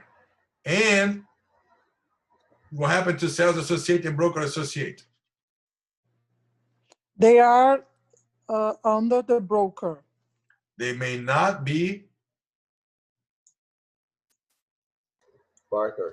partners. Sales associate may not be officer or directors, but they can share, they can hold a share. They can be a shareholder.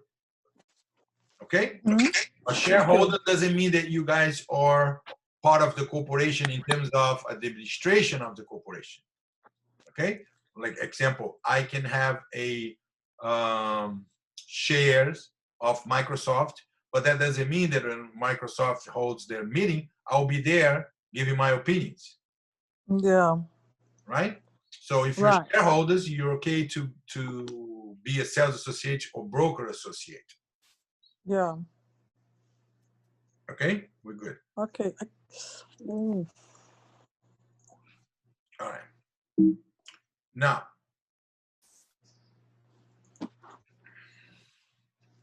same thing with the LLCs. You can have a trade name, you know, fictitious name, as long as the LLC is at the end of the name. Now, you guys understand what I put it before. In order to have a registration on the DBPR, so you can provide service of real estate to the other, you need a name, you need a location, you need a broker, right? What happens if the broker get his license revoked? Do you have a broker? No. No, because the license of this broker was revoked. Now, my question to you, first question is, what happened to the license of the sales associate? Let's say we all work for a company, okay? And John Smith is the broker. And John Smith's license was revoked. What happened to our licenses?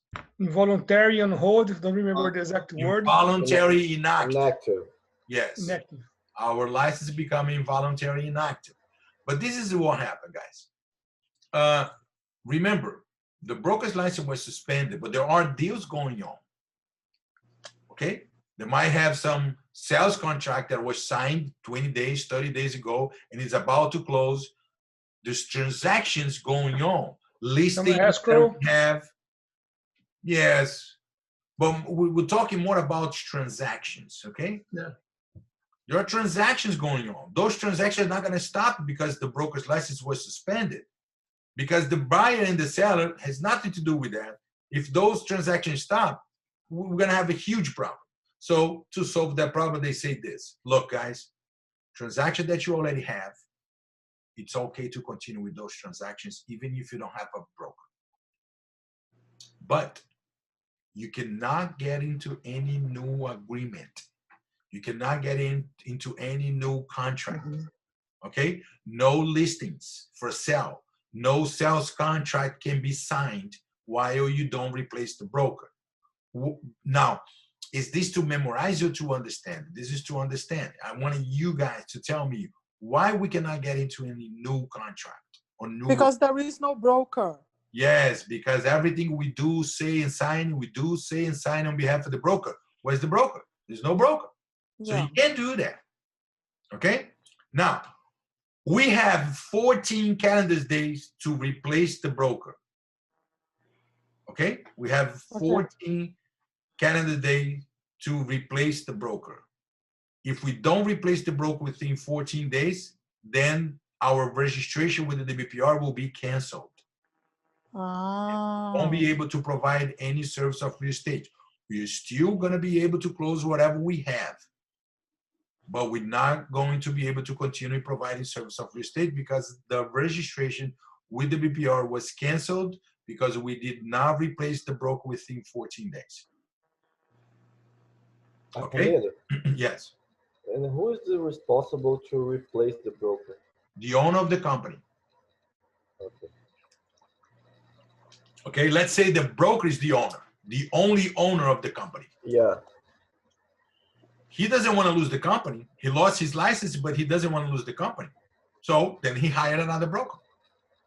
Okay. He will still continue being the owner of the company, but because he doesn't have a license anymore, he won't be able to provide any service. And he cannot act as a broker. He cannot be in the company supporting the agents, giving anything, because he's not a broker anymore. Now he's only the owner of the company. Okay? The owner is the broker and he dies, then it's disaster, right? Yes, if there is no heirs, nobody will take over the company, then we close all the deals that is going on, and then the company will be closed. Oh, yeah. Okay? Okay. Good. Now, there is a chance, let's say, you guys remember that we were talking about multiple license. right? Yes.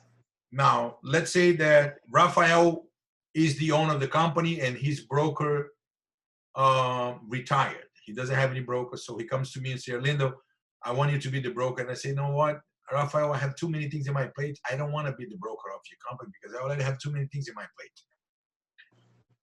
But he's desperate because he doesn't know anybody else. And if in 14 days he doesn't replace the broker, then he's going to lose his registration. And then he comes to me and says, Arlindo, why don't I put you as a temporary broker for 60 days until I find another broker? So he's buying time. You know what I'm saying? He's buying time because to replace the broker, it's only 14 days. But if he in 14 days is not enough time to find the good broker to replace the old broker, then he needs more time. Then he can get a temporary broker. That temporary broker can be a temporary broker up to 60 days. He's buying time. Now it's not 14 anymore. Now it's 60 days, not to replace, for the temporary broker to be the broker for the company. And then we got into any agreement, and then I will stay as the broker of his company for 60 days, and he has 60 days to find the other broker. But it's gonna be another licensing for that? Yeah, I'm gonna have to request a multiple license so I can be broker for his. It's a different number. It's gonna be a different number, you know, license. Different number, yeah, different number. Arlindo showed us the picture. He has two with different numbers, yeah. Yes, different Showed number. us. Okay, good. So if we don't find another broker, the registration is canceled. Now, the entities that you don't have to register with the BPR, corporation sole, it's for church or religion organizations. You don't have to register, okay? Corporation sole. Joint venture. What is a joint venture? I'll give you an example. I have an investor that wants to buy a multifamily. He wants to invest $1 million and have a return of investment of 7%. And I never deal with that before, so I don't know how to help this investor, and I don't want to lose him. So then I know that Guilherme is expert in multifamilies, investment. Then I call Guilherme and say, Guilherme, I have this investor here that wants to buy a investment property, and I want you to work with me. We'll share the commission 50-50. This is not a corporation. This is just a joint venture, okay? A joint venture is a temporary business arrangement. It's just for that transaction. And once that transaction is done, then it's done with the agreement. Okay, you understand what joint venture is? Not Yes. a corporation. We don't need to register. Business trust also, we don't need to register. Cooperative associations, incorporated associations, none of these needs to register with the BPR. Now, fictitious names. For sales associates example, I'm opening up a company. I can give a fictitious name. I can call it an ABC Realty, and it's okay. But it's my company, I'm the broker, and I choose the name. Now, we know that for tax purpose, we as an agent, we don't want to file tax return as an individual because there's a lot of expense that we have that we're not going to be able to deduct from our income, which will make us pay more taxes. And we don't want to pay more taxes. But we know if we have a corporation, as a corporation, I can itemize all my expenses. If I have a lease, I can deduct the lease. I can deduct the gasoline that I use it. Every time that I go out to lunch or dinner with my clients, every time that I travel, I can deduct all of this. All my renewal fees, the membership fees with the Association of Realtors, I can itemize all my expenses. So for a sales associate, it's a good idea to form a corporation. but you cannot use a fictitious name. It has to be your name in it. Okay? Your first and last name, exactly like you have in your license, plus the type of corporation that you decided to open. It could be a PA, which is a professional assistant, or associate, professional associate. Or it could be an LLC. Okay? Let's say I'm a sales associate. I work for ABC Realty. Can I open your real estate LLC? LLC, yes. No. I have to open Arlindo Machado LLC. Has to be my name. Exactly Your like name, I have with yes. my license. Okay? Now, question is, can a sales associate have a corporation for tax purpose? Yes, he can. What are the rules? His name must be on the corporation. He cannot use fictitious name. Okay? Okay. Good? Clear? Excellent. Mm-hmm. That's what it says here. Professional assistants. Now, in general, when we start getting busy in real estate, some agents, they hire assistant, personal assistant, to help him with a few things. There are things that assistants can do if they are unlicensed, and there are things that they cannot do. Okay? Let's say an unlicensed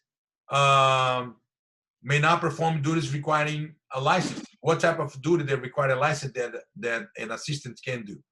Let's say I'm the agent, and I hire Alexandra to be my personal assistant, and Alexandra is not licensed.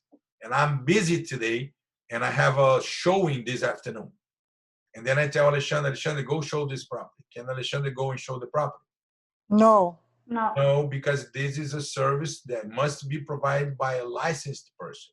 Mm-hmm. How about hold an open house? No. Also, no.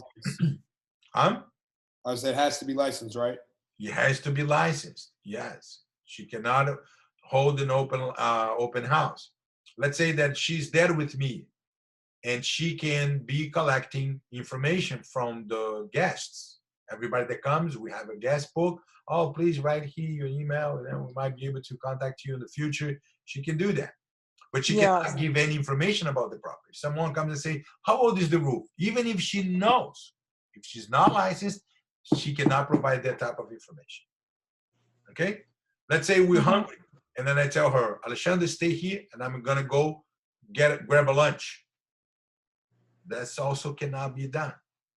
Okay? I need to close the door. Either she goes with me or she stays in the house, but locked inside.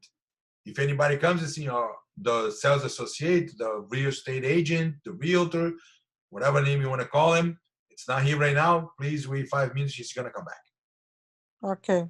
There are things that unlicensed person cannot do. But let's say that Alexandra is licensed. And this is my agreement to Alexandra. Alexandra, I'm gonna pay you $10 an hour. In every transaction that you help me close, I'll give you 10% of my commission. Is this legal? Illegal. No. It's legal because Alexandra is licensed. It's licensed. Yes, it it's is. Another example. Yes. In the beginning, saying that Alexandra is licensed. And this is my arrangement with Alexandra. I will give you $10 an hour. And I'll give you 10% of my commission for every transaction that you help me close. Is it legal? It is. But now comes the question, okay? I'm a sales associate. I work for ABC Realty, and Alexandra also works for the ABC Realty. We both work on the same company. How can I pay Alexandra? Or better yet, how can Alexandra get paid? Who's going to pay Alexandra? The salary and the commission? Broker. Who else? Joseph, what do you think? Give me the last part again. I'm sorry. It was. How Alexandra is going to get paid? Salary and commission. How is she going to get paid? From the agent that they work for? All right. So we have two answers. Both of them are half correct. The broker and the sales associate, which is me. Okay. Why does he have right? Okay. The broker did not hire Alexandra. I did. How is the broker gonna pay her $10 an hour if she doesn't work for the broker? She works for me. For the agent. She works for the agent. So meaning you are right when you say that the agent will pay, but only the salary. Okay? Now, when it comes to a commission, we remember that we said this before, we can only get paid by the broker. So meaning if Alexandra has 10% of any transaction that she helped me close, that 10% must be paid by the broker. So you guys are both half right. So my question would be, if I have an agent, if I'm an agent, I have one agent that works under me, and you know, I basically procure the business and I do everything, and they're to be paid. The brokerage pays them directly, as opposed to the brokerage paying myself and then me paying that agent. Well, only the broker, only the commission part, not the salary. Salary is your responsibility. No, I mean, all right, so say the commission. So I guess it all goes in how the deal is written. So I'm not like a brokerage. Say I'm an agent and I have an assistant or a buyer's agent. So the buyer's agent has a client and we write the deal, we ratify it, it gets sold. And I guess I'm trying to ask it in the easiest way, because even if my buyer's agent has a buyer or has a seller, it's still technically the way that the organization would be run is it would still be it would go in the MLS as I'm the agent and I would pay my agent. Would the broker have to be in the middle of getting paid if it was to be a commission? Yes, the broker is the one who must pay your associate. Let's say we create a team, okay? I'm following your thoughts. We're creating a team. You are the leader of this team, okay? Right. You're the leader of this team. You're putting all the deals together, but you need a lot of people working with you so we can handle all the leads that is coming, okay? Your agreement with the broker is 90%, okay? So you get 90% and the company keeps 10%. Now you come to all of us here, me, Rafael, Guilherme, Alexandra, Claudia, Vyacheslav, and you say, you know what? I'm hiring you guys at 80%. So you help me close those deals, whatever deals that you bring it, you are on 80%. Okay? So now what's gonna happen? Here's what is gonna happen. Whatever deal that you, Joseph, close, you got 90%, it's yours, you put it in your bank. Okay? If I bring a deal, the 100% of my commission goes to the broker. The broker is going to keep 10%. The broker is going to give me my 80%, and the other 10% goes to you. No, okay. It's just a little bit different here. We pay it comes to the team lead, and then we pay it down. Yeah, but that's the part that is not correct. I don't know how it is the structure, but if it's that simple, like you mentioned, that is not correct, because the sales associate or broker associate can only be paid by the broker. So whatever commission that comes in, the broker must have a commission sheet. That commission sheet needs to have the breakdown how that commission is going to be paid out to the associates. Oh yeah, no, it's just good knowledge, because I wanted to make sure I had it right. So yeah, no, I see what you're saying. Yeah, so now we understand the question about getting paid, how Alexandra is going to get paid. The salary, I will pay the salary. And the commission that comes in will be paid by the broker. If I'm on 90%, yes.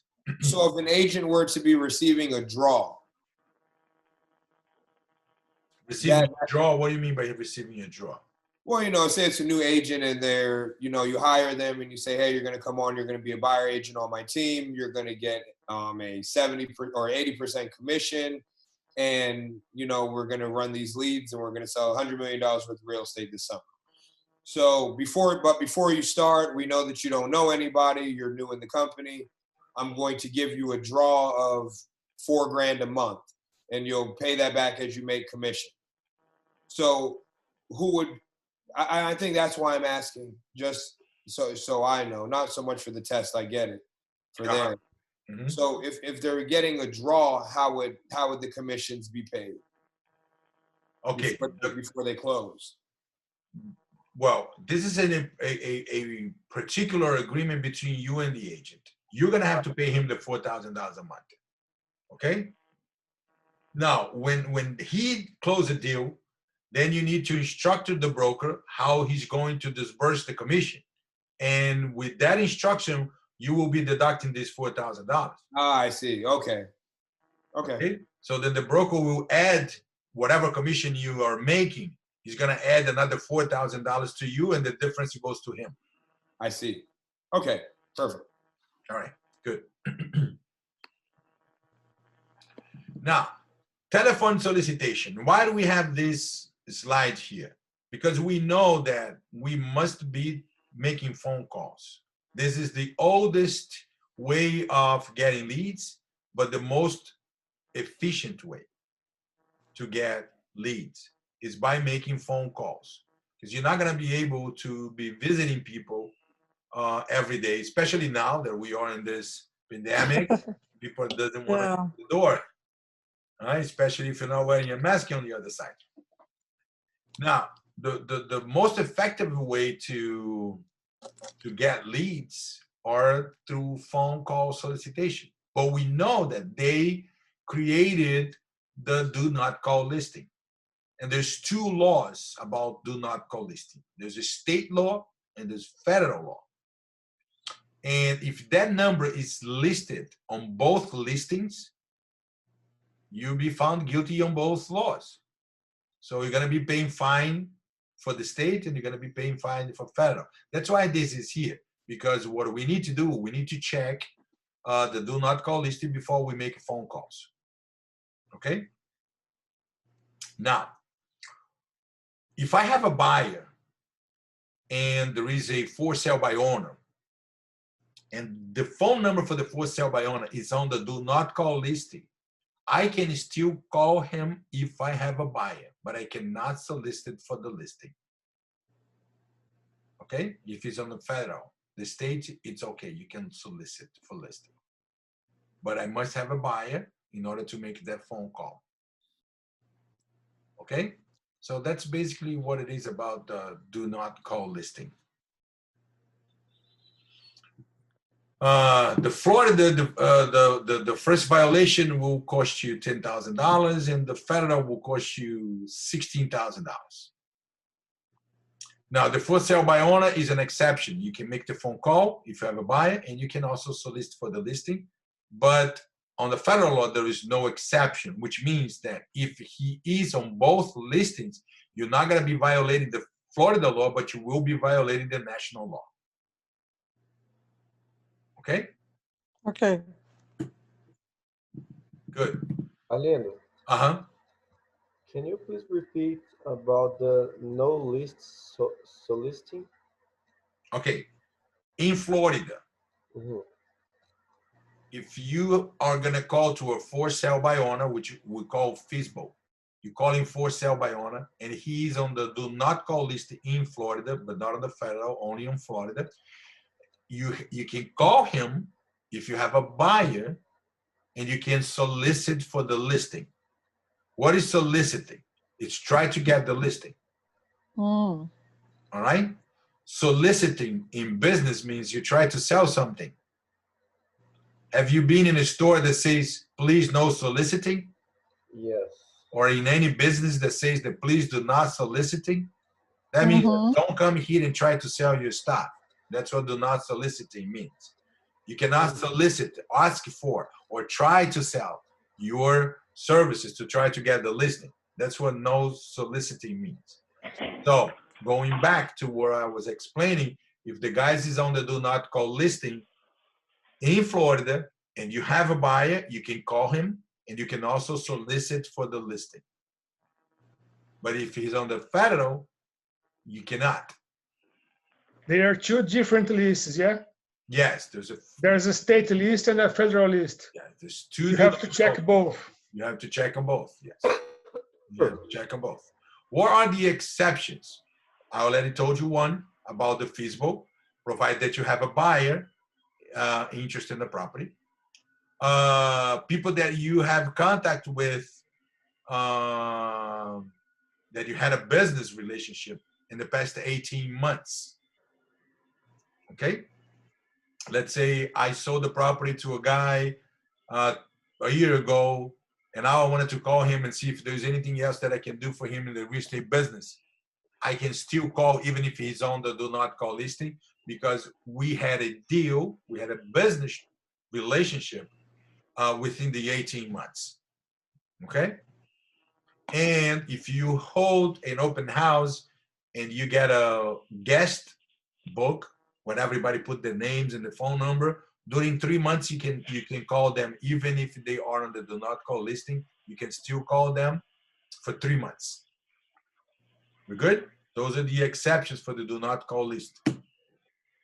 Now, email advertising, we can do email advertising. That was called spam.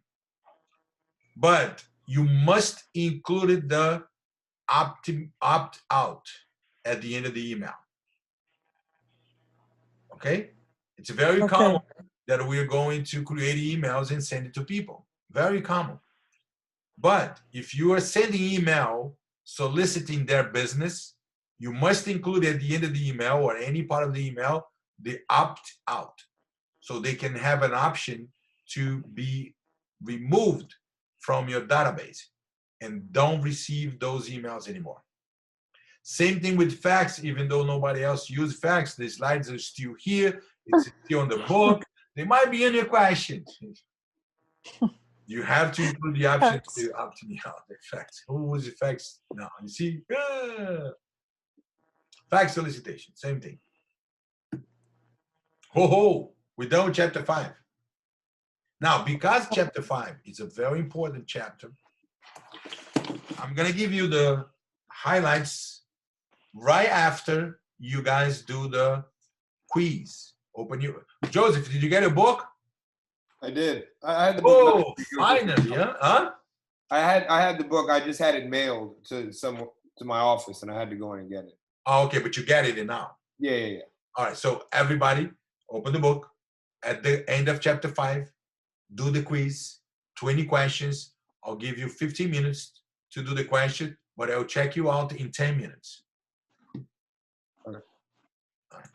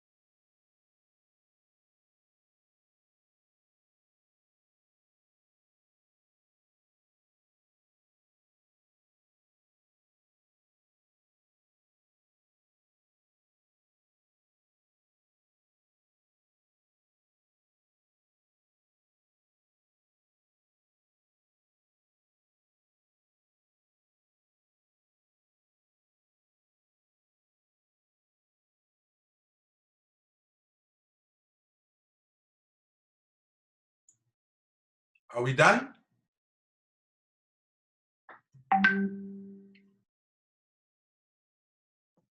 Almost there. All right, another 5 minutes will be okay? Yeah, for me, yeah. I have 3 to go.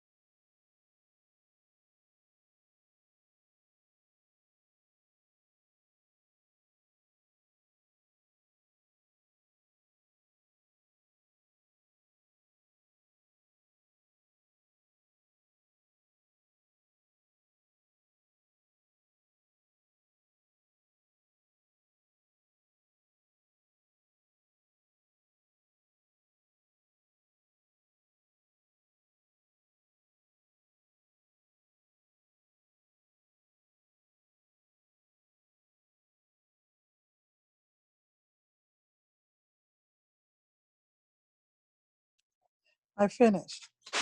Finished.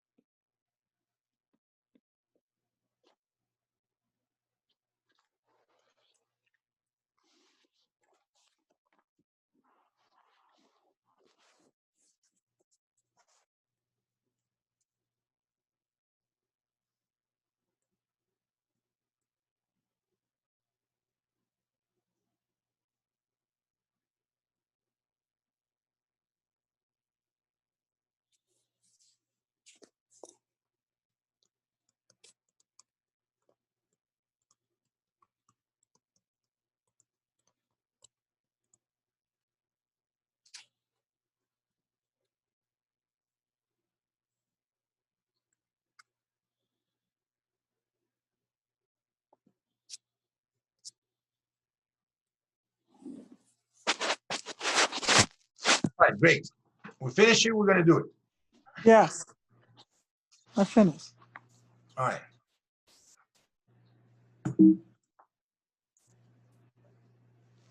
All right, first question. John Anderson is a licensed real estate sales associate. Under which name may he register and be licensed? C. C, very good. Sales associate receives a binder deposit from a buyer on Monday. By the end of business, on what day of the week must the broker deposit the funds into the escrow account? C. See, we all know those 3 days, first day, we've been through that. Good. Mm-hmm. Real estate sales associate who receives checks payable to them as deposits on the purchase of a real estate must do what? B. B. B. Very good. Which statement is false regarding escrow account? C. Good. A dispute arises between the buyer and the seller as to which one is entitled to the escrowed property. The broker should first C. notify FREC in writing. When a deposit is placed with the title company, what information regarding the title company must be included on the purchase and sale agreement? D. All of these. Good. A woman purchased a rental list 1 week ago from a real estate broker. She inspected the apartment described in the list. The apartment manager told her the cats were not allowed. She had specifically looked at the apartment because the rental list indicated the pets were allowed. Immediately, the woman orally demanded and should legally receive from the broker what? C. See, 100%.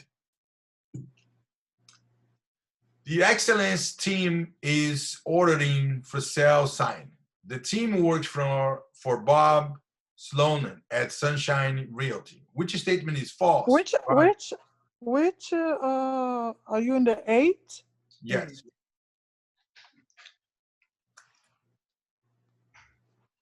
Can you read again? Your Don't 8, match with mine. your 8 might be different. Oh, okay. Hold on.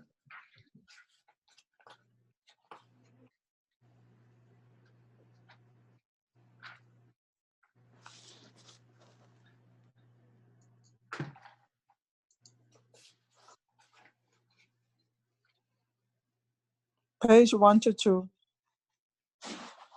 Yeah. Sorry. No, it's okay. All right, so 8, the question for in your book is, if the license issued to the only active broker, isn't that the Yes. what answer Yes. do you have? Automatic cancellation. 8, Yes. got it right. All right, good. Next I one. have a different 8.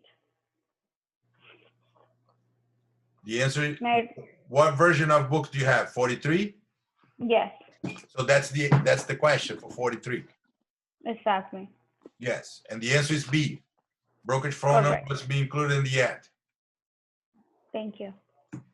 A sales associate employs an unlicensed person assistant to help with the real estate property management. The unlicensed assistants may not do which one of those? D. Good. Which statement is true regarding a lien filed by a broker under the Commercial Real Estate Sales Commission Lien Act? D. Good. One difference between a general partnership and a limited partnership is that? B. I put B. Yes. Oh. Limited partner, they must include it in the cash or the property, not service, because it's limited, not service. Mm. Which business entity may be registered as a real estate brokerage? I put A. Remember, the corporation soul is a church, right? Church? Yep. A limited It's partnership. one of them. I'm sorry, what is it, Joseph? Yeah, I was going to say a limited partnership. Yeah, good. So corporation soul is church, and church does not need to register. Which business entity may be registered as a real estate limited partnership? Okay. Yes. The others doesn't need to register. Okay. A broker is preparing an open realty as a sole proprietorship and is placing in order to have an interest sign made. Which wording does not need to be included on the sign? I put B. B. G. D. Oh, is D is the address? Yes, remember that the only thing that you must have on the sign is the name of the company, the name of the broker, and the word licensed real estate broker. Okay. Okay? A licensed real estate broker and an attorney who specialized in contract law form a joint venture for the purpose of locating and selling to investors raw land that is suitable for the commercial development. Which statement is true regarding this arrangement? C. C is correct. C is correct, right? C. Because he's not with the power of attorney, he's selling. Yes. If he's getting commission, he must be licensed. Yeah. A broker receives a complete demands concerning a roof inspection report. Both the buyer and the seller claim for the owner's money deposit. The broker must do what? A. Okay, somebody else. A C. also. Okay, let me go back to one question here.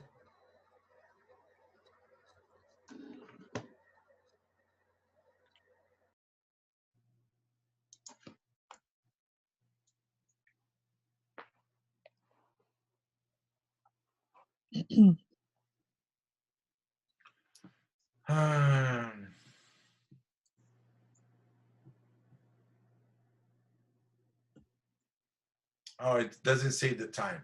Okay, remember that we must notify the FREC within 15 days, right? Oh, yeah. And that answer that you chose, it shows 10 days. 10 days, yeah. Yeah.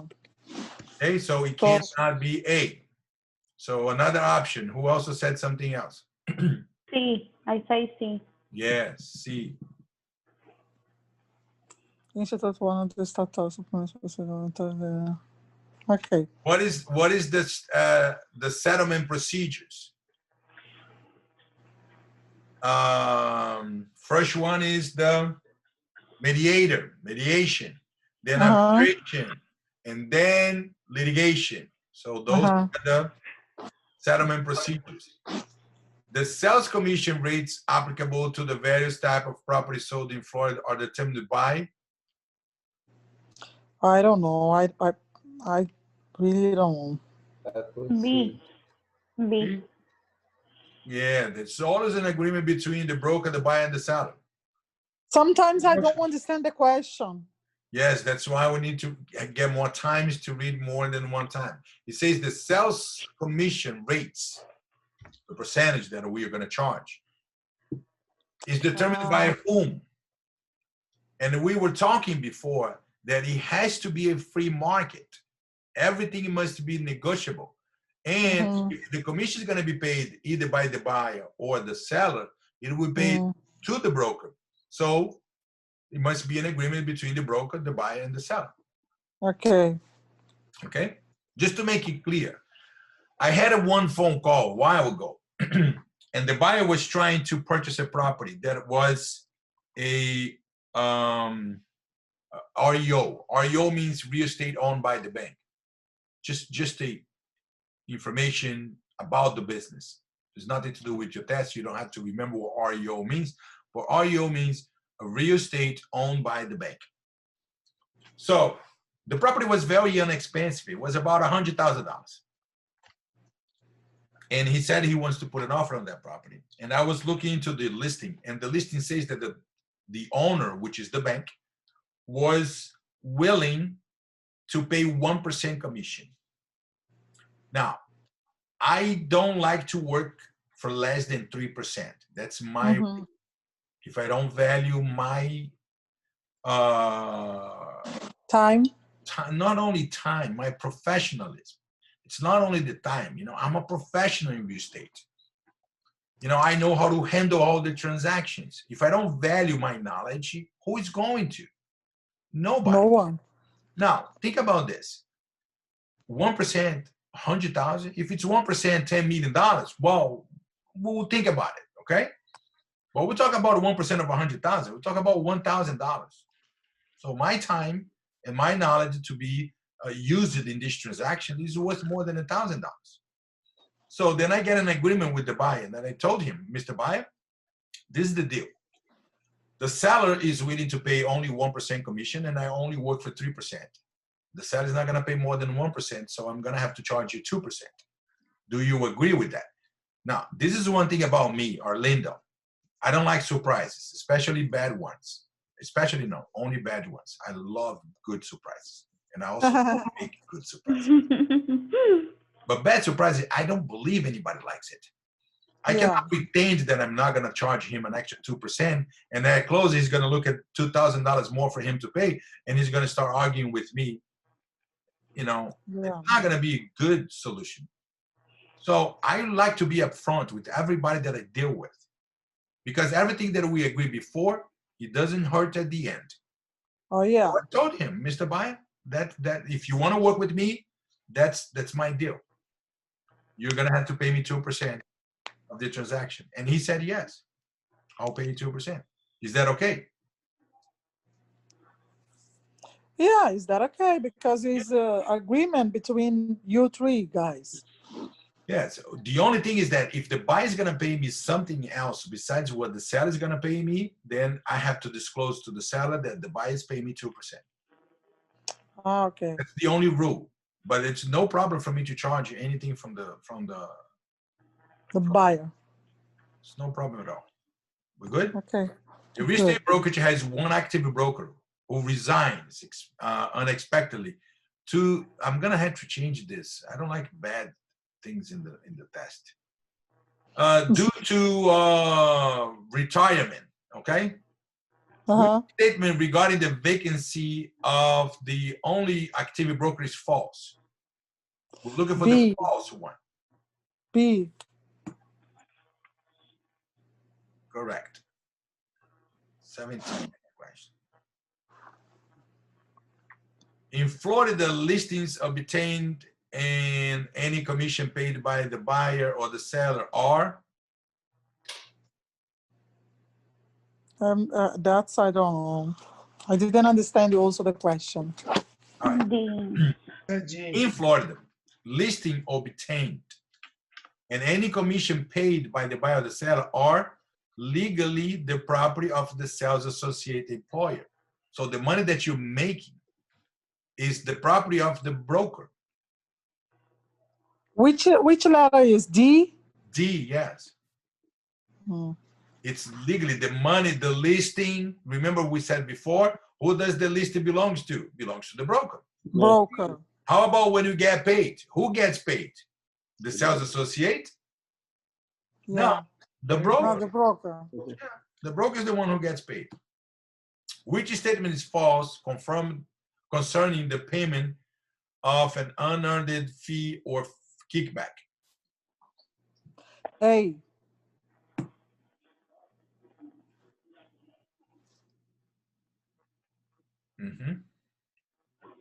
This is false, not the correct one. This is false. We cannot get paid by referring anyone to the title company. Remember that the question says which statement is false. Two brokers from different brokerage agree to work with one another to market a prestigious marine in Naples, Florida. One broker is particularly knowledgeable regarding marinas, and the other is an expert on Naples real estate market. So they decided to combine their expertise on this particular listing. This business arrangement is called Joint venture. D. C. Yeah. I put joint A. venture. C. Joint venture. It's a joint venture. Good. Now, highlight. So the tricky word is particular listing, right? Well, no, the key word is that they are both working together on the same deal and they're both licensed. Okay. So they can share the commission, and this arrangement is called joint venture. Okay. It's a lot like a project, right? Hmm? It's a lot like a project. You're doing just one Yeah. sale. Yes, like a project. A venture. No, I don't want to mess up the numbers. I need to get another glass.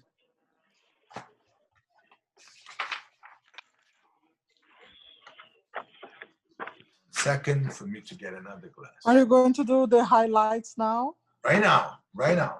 Or chapter 5?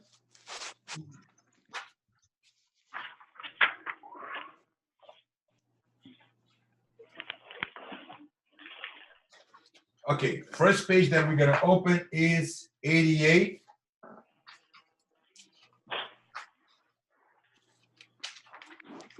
And that goes to everybody.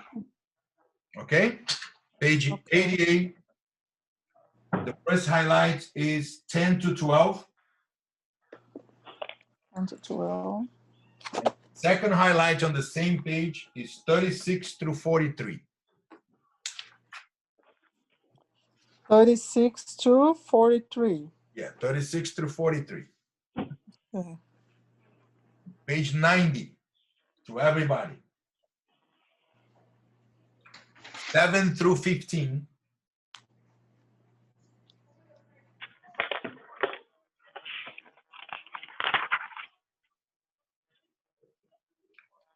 '91, not for Alexandra. Oh. Not for Alexandra, for everybody else. 17 through 26.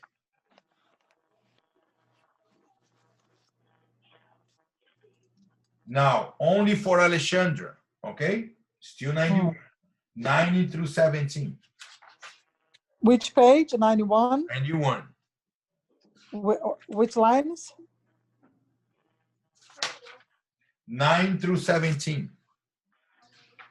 Okay.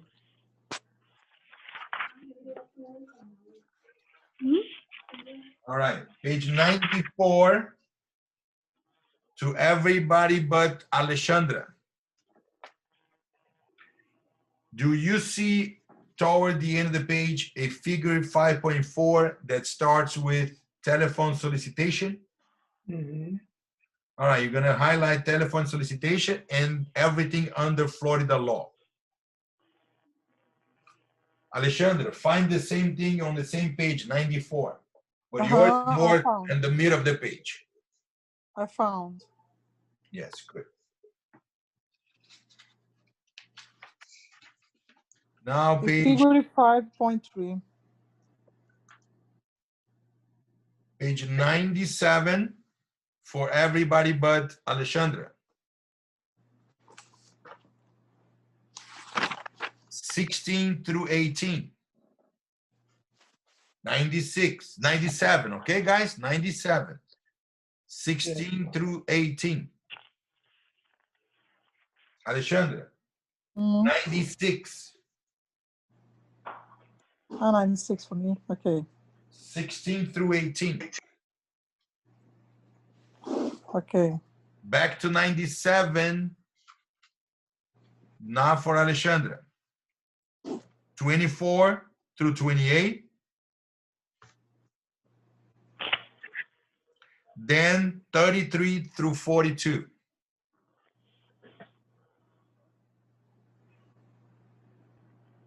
Alexandra, 97 only for you. 3 through 7. Then 12 through 21. Okay. That's you. 99. 99 for everybody but Alexandra. 6 through 9. Alexandra, yours on 98. 98. 17 through 20. 20. Yes, 17 through 20. Okay. Now everybody 104.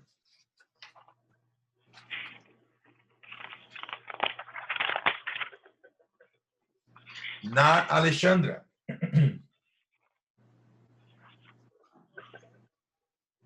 1 through 11.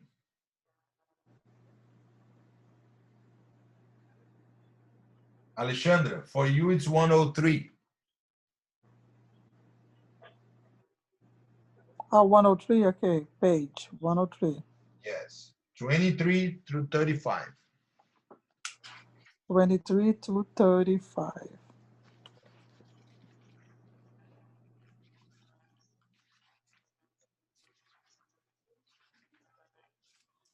Page 114.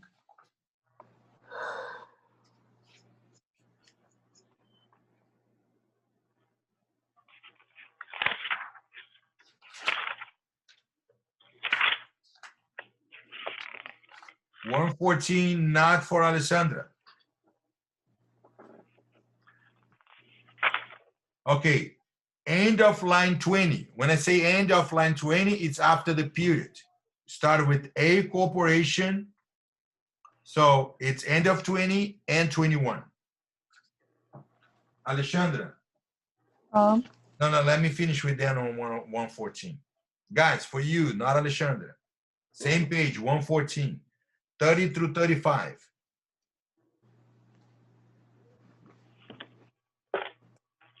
Alexandra, yours is on 114 as well.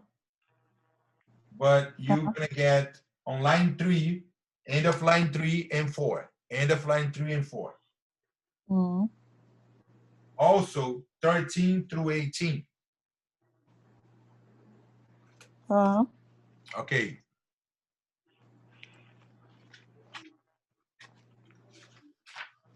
Now 116 to everybody but Alexandra. 116 lines 13 through 20.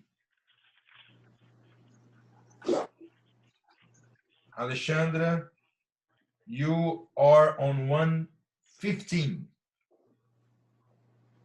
Okay. 39 through 42. Okay. Done. Done? Done. Okay. Just a second so I can open up. I have a question. Those highlights are the most important things that we need real to have by heart, right? Those are for your school exam. School exam. You need a whole book in your heart for your state exam. I know, but for school exam, not state exam. Yes. Okay, I got you.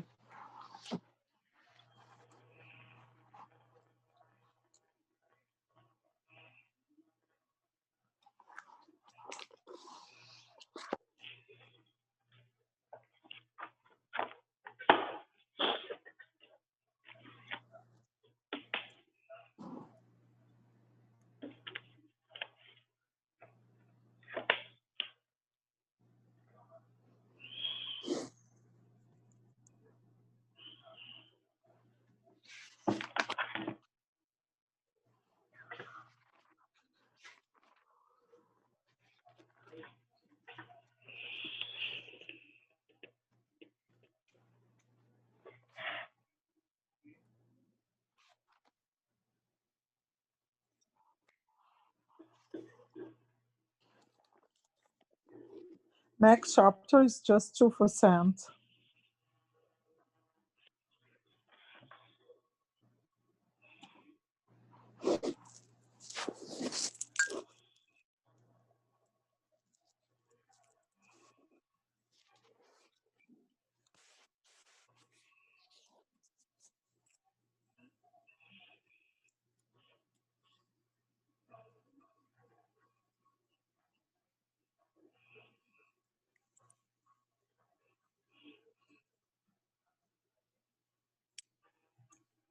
I'm talking to myself here. I had my phone mute.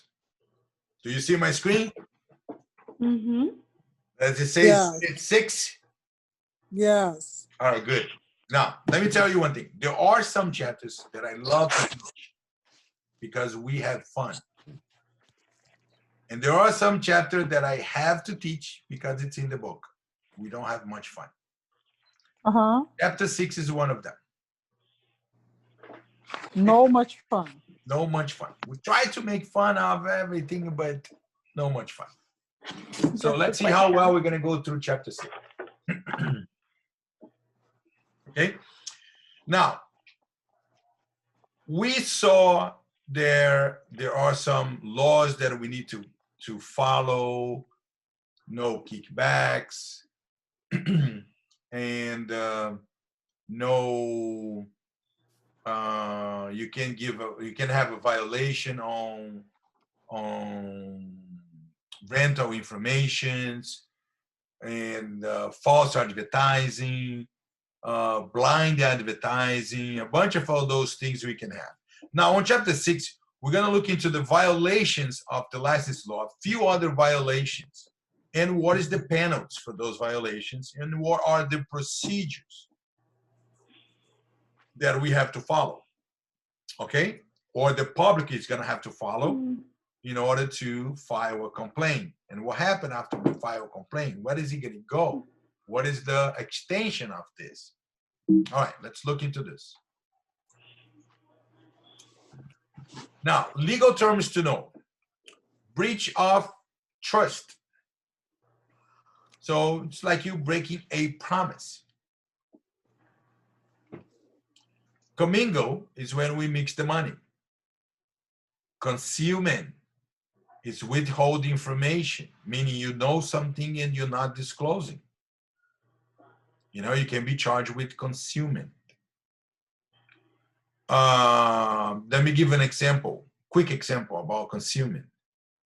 Let's say I know for a fact that the house that Rafael wants to sell and he's going to list it with me, the zone is going to change it from mixed use.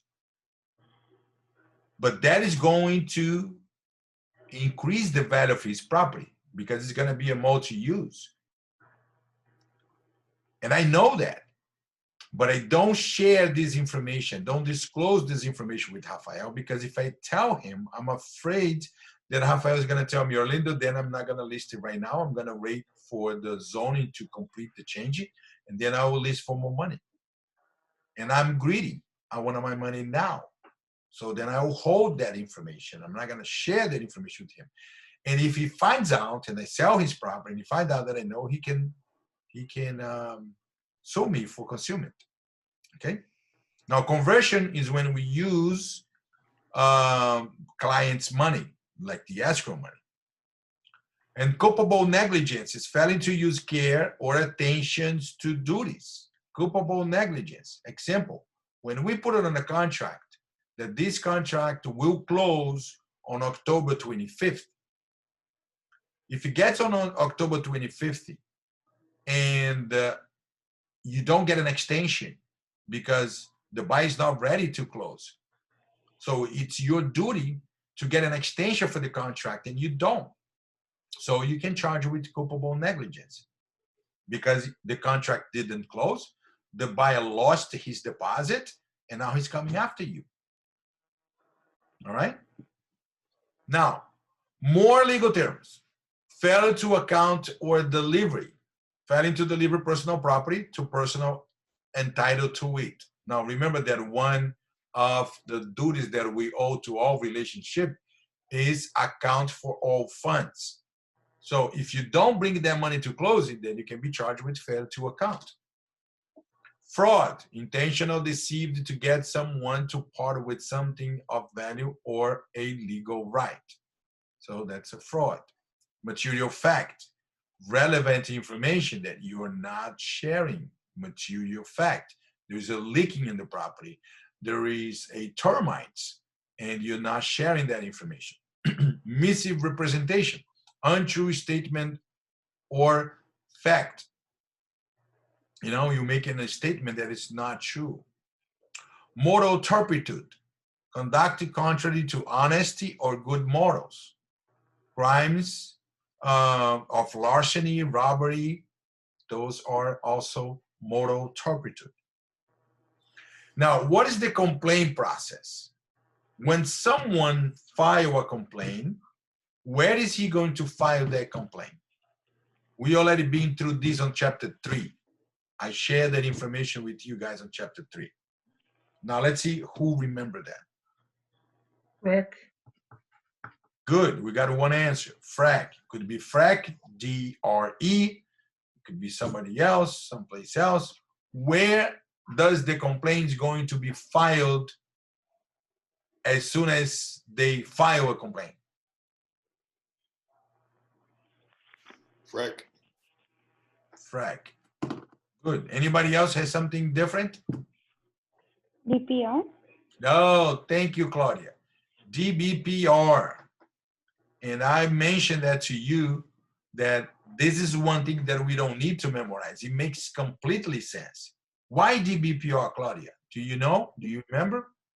Yes, because it was who gave me my license. That's right. Who was responsible for that individual to have a license and did this to me? The BPR. You are the one who gave him a license. Now I'm going to complain to you. Make sense or not? Yes, I told the BPR, but I was in mood. Oh, I'm sorry, Alexandra.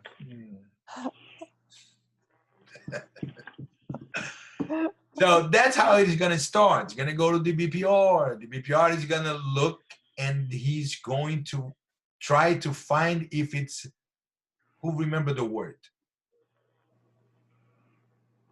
I know it's hard. Sometimes there's some new words it's hard to remember. But they are going to look to see if it's legally sufficient. Meaning, if any law was broken, the BPR law, FREC law, if any of those laws were broken, that's what they're going to look for. If they don't find that the law was broken, then the case will be dismissed. If they find that the law was broken, then it's going to go to DRE, the Division of Real Estate. They're going to handle almost all the rest of the process. Not all of it, but almost all of it. It's also going to go to FREC. Okay? Investigation of the complaint, then it's going to go to the probable cause. That's the next step, is probable cause. If the DBPR finds that a law was broken, then it's going to take to the division on the department called probable cause panel. Probable cause panel. The probable cause panel is going to do a deeper investigation. If they don't find anything really important, they can also dismiss the case. If they find something important, then they're going to escalate to the next step, okay? Which is a formal complaint. Now we're talking about the FREC is get a formal complaint, and then we're going to have an informal hearing or a formal hearing, or both, depends. And then a final decision will be made. That's where final order is issued. It's meaning the decision that will be made. And then if the licensee does not agree, he can appeal. Okay? Now let's look into that. Now, first, filing a complaint. complain. If there's any violation of law or rule, the complaint is going to go to the BPR. And they're going to look if it's legally sufficient. If there was a violation of the Florida statute 475, the FREC rule, the BPR rule, if there is no law being broken, the case is dismissed. If the law is broken, then we go to the next step. Okay? Now, before we go to the next step, we need to make a observation here. The anonymous complaint will also be investigated. Even if the person doesn't want to identify themselves, they will take the complaint in consideration and they will investigate. Now, my advice to all my agents always is, man, protect your license. Look into all the dates. Don't get into trouble. That's what I say. But if you get into trouble and you know it's your fault, try to solve the problem with the buyer before the buyer takes you to the BPR. Yeah. Why is that? There was a situation that it's a $5,000.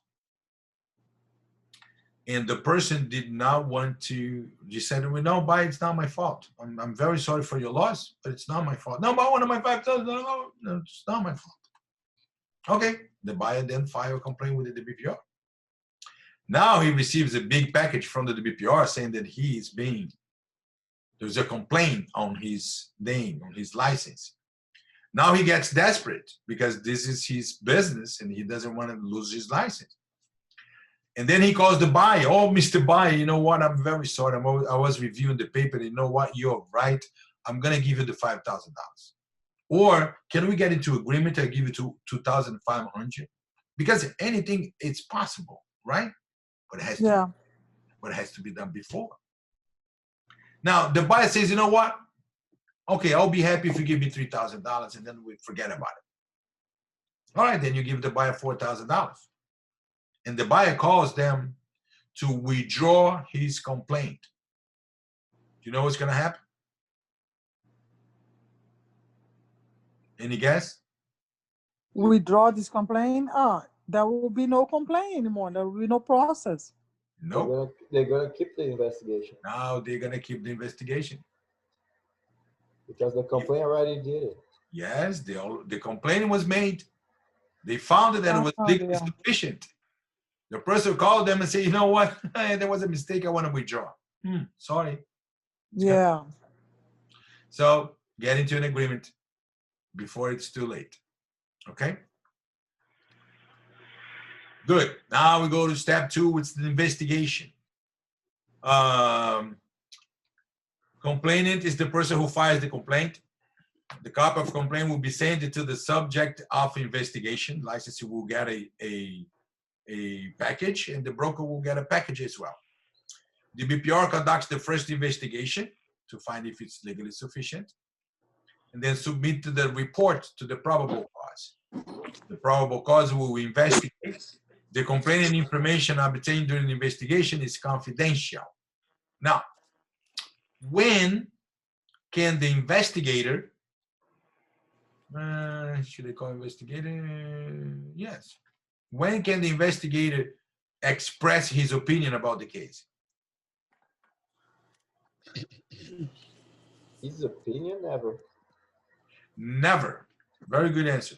Never. He can never express his opinion about the case because it's confidential. Now comes the summary of suspension. If the investigation reveals there's a public is in danger, meaning it imposes immediate danger to the population, then his license will be suspended. It's called summary suspension. Okay? Okay. It's also called emergency suspension. There's 2 types of suspension, and I want you guys to understand that. It is summary suspension or emergency suspension.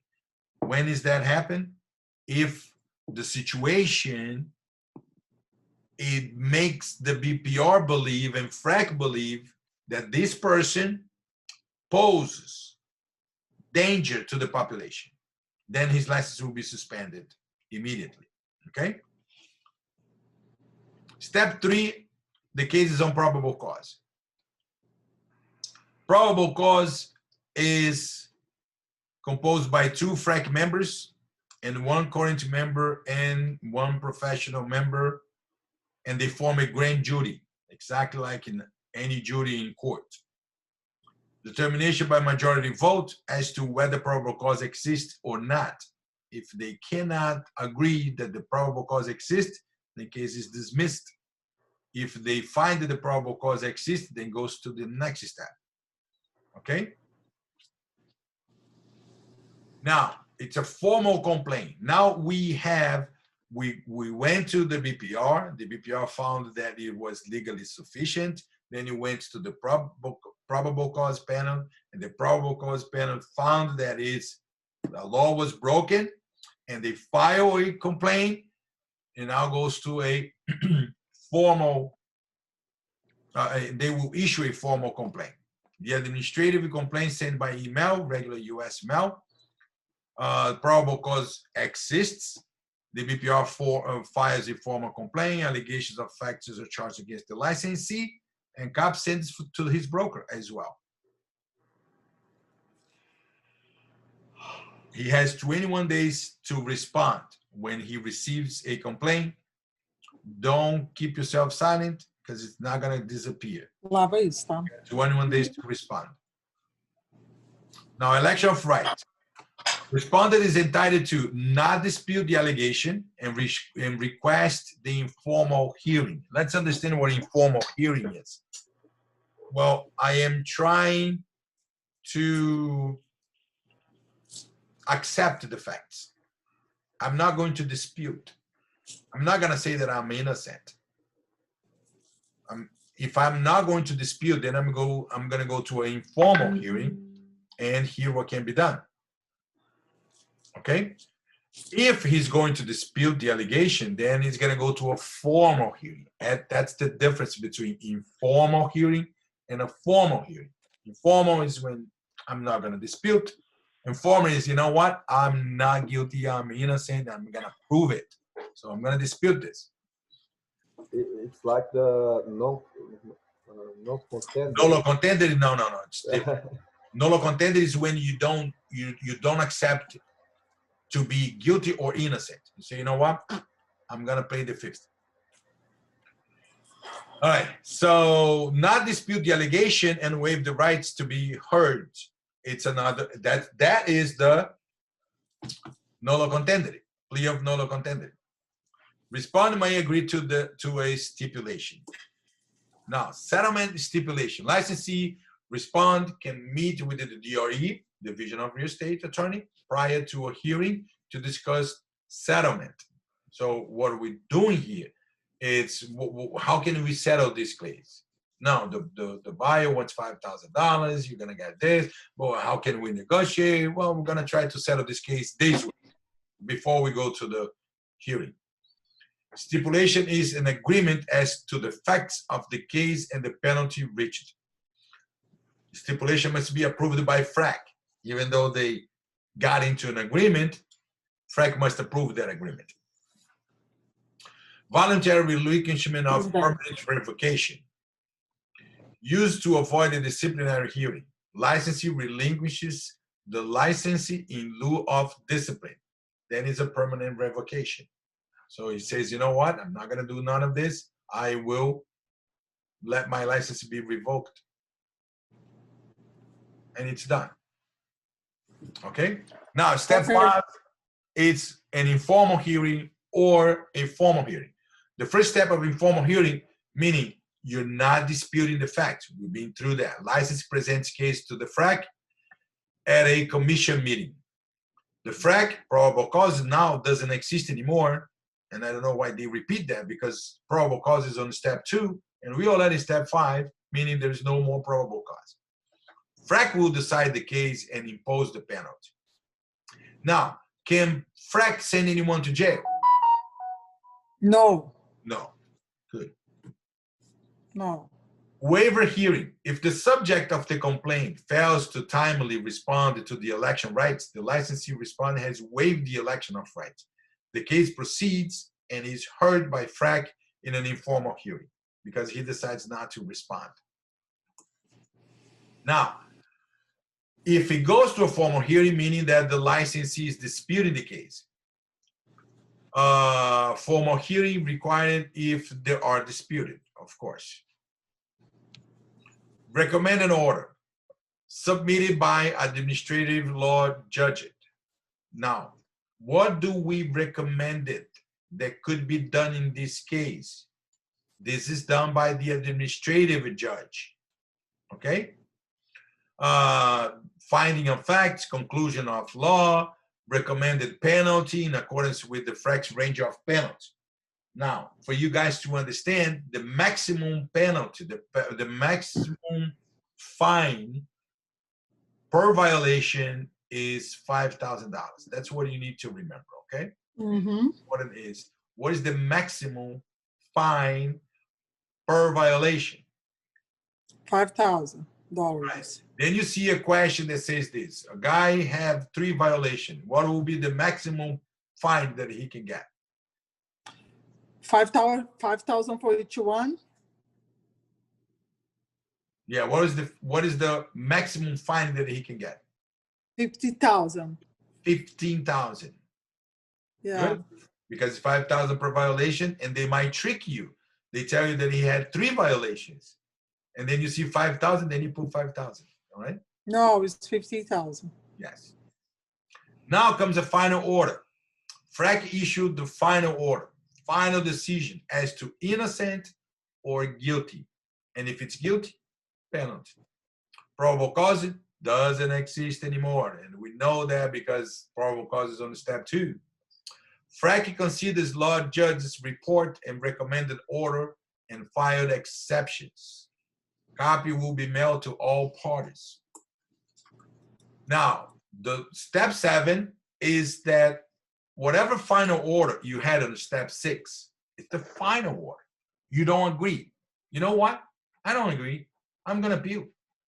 And if you appeal, then we have step 7, which is the final order will be reviewed. And all the papers and all the evidences will be reviewed. Okay? Now, if on final order, your license was suspended, you can ask to reinstate your license until the judicial review gets to a conclusion. You understand that? Because it's suspension, right? Yes, your license is suspended, but you appealed. If you appealed, then you can request your license to be reinstated. So you can continue work until the final decision from the Court of Appeals being delivered. All right? Now, you have 30 days to file an appeal, and you will file the appeal with the WPR. Licensee may request to stay off enforcement, meaning stop the suspension. I want to continue work until the final decision from the Court of Appeals are being delivered. To obtain a state court issues a writ of supersedes the FREC order. Licensee continues to practice until appeal is heard. It's just a repetition. We already said that, right? Now, types of penalty. What type of penalty can we get?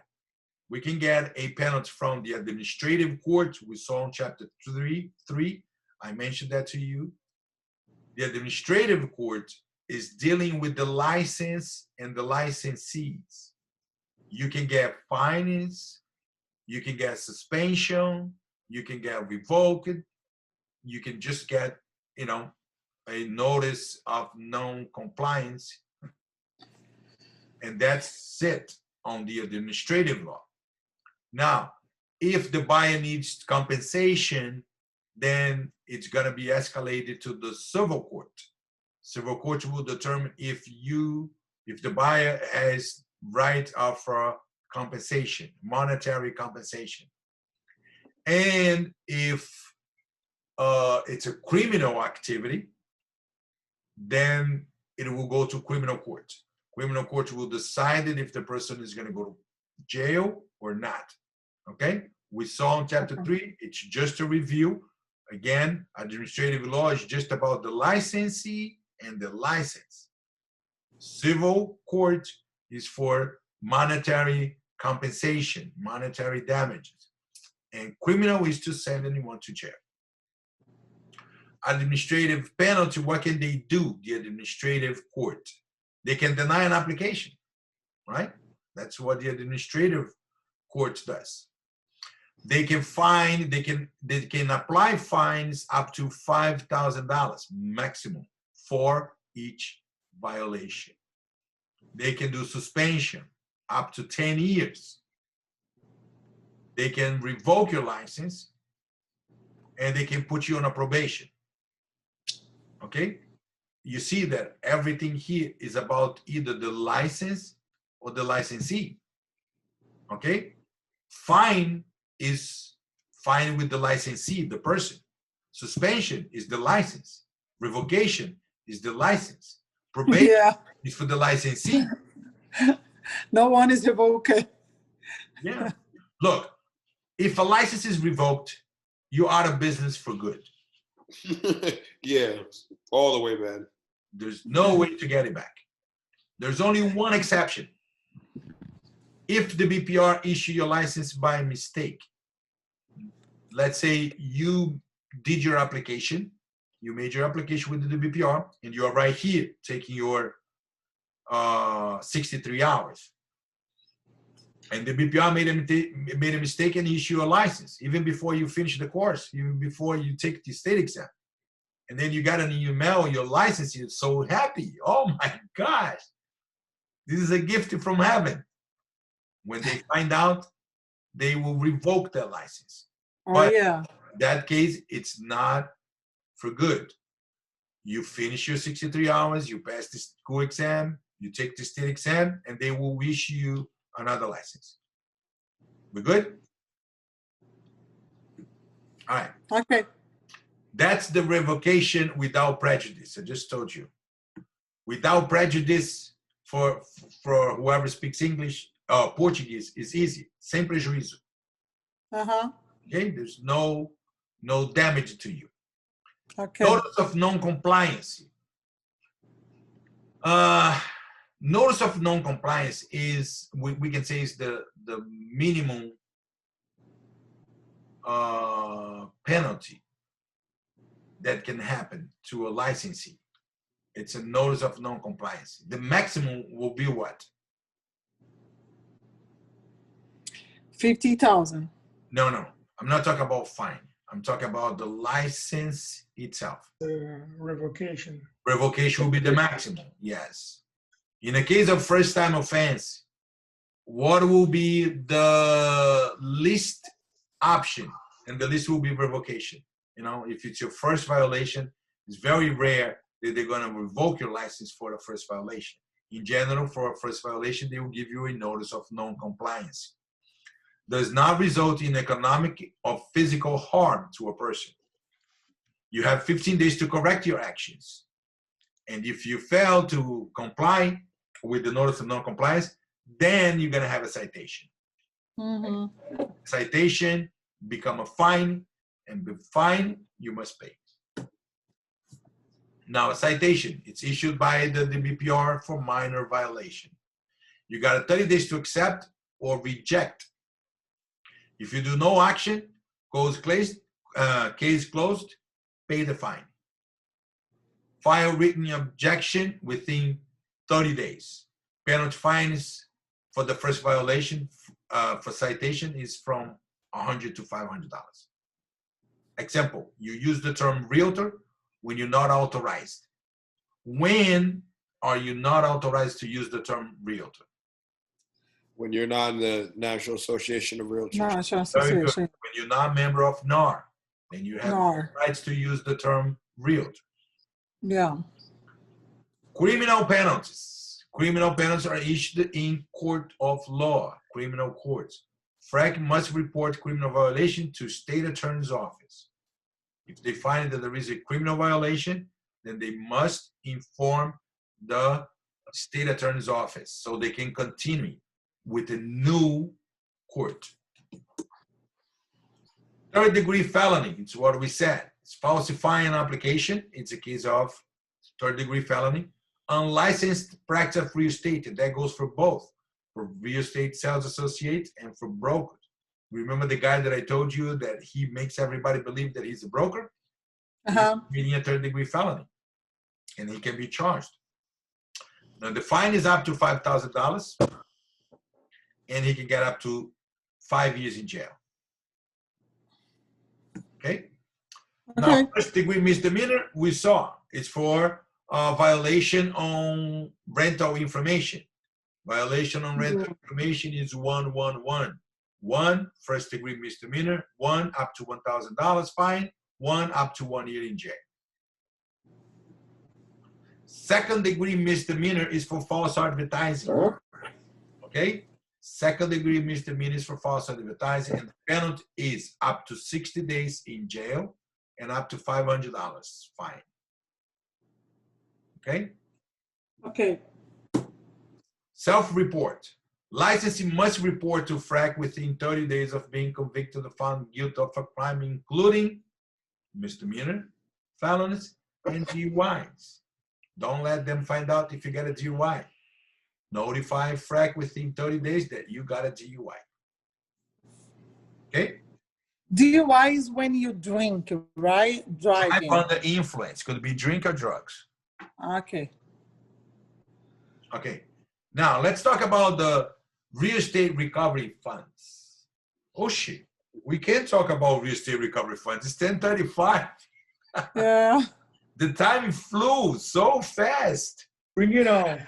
I didn't want to be rude and say, what? Now, look, I stopped in the right moment because recovery fund, it will take me about maybe 20, 30 minutes to cover all of it.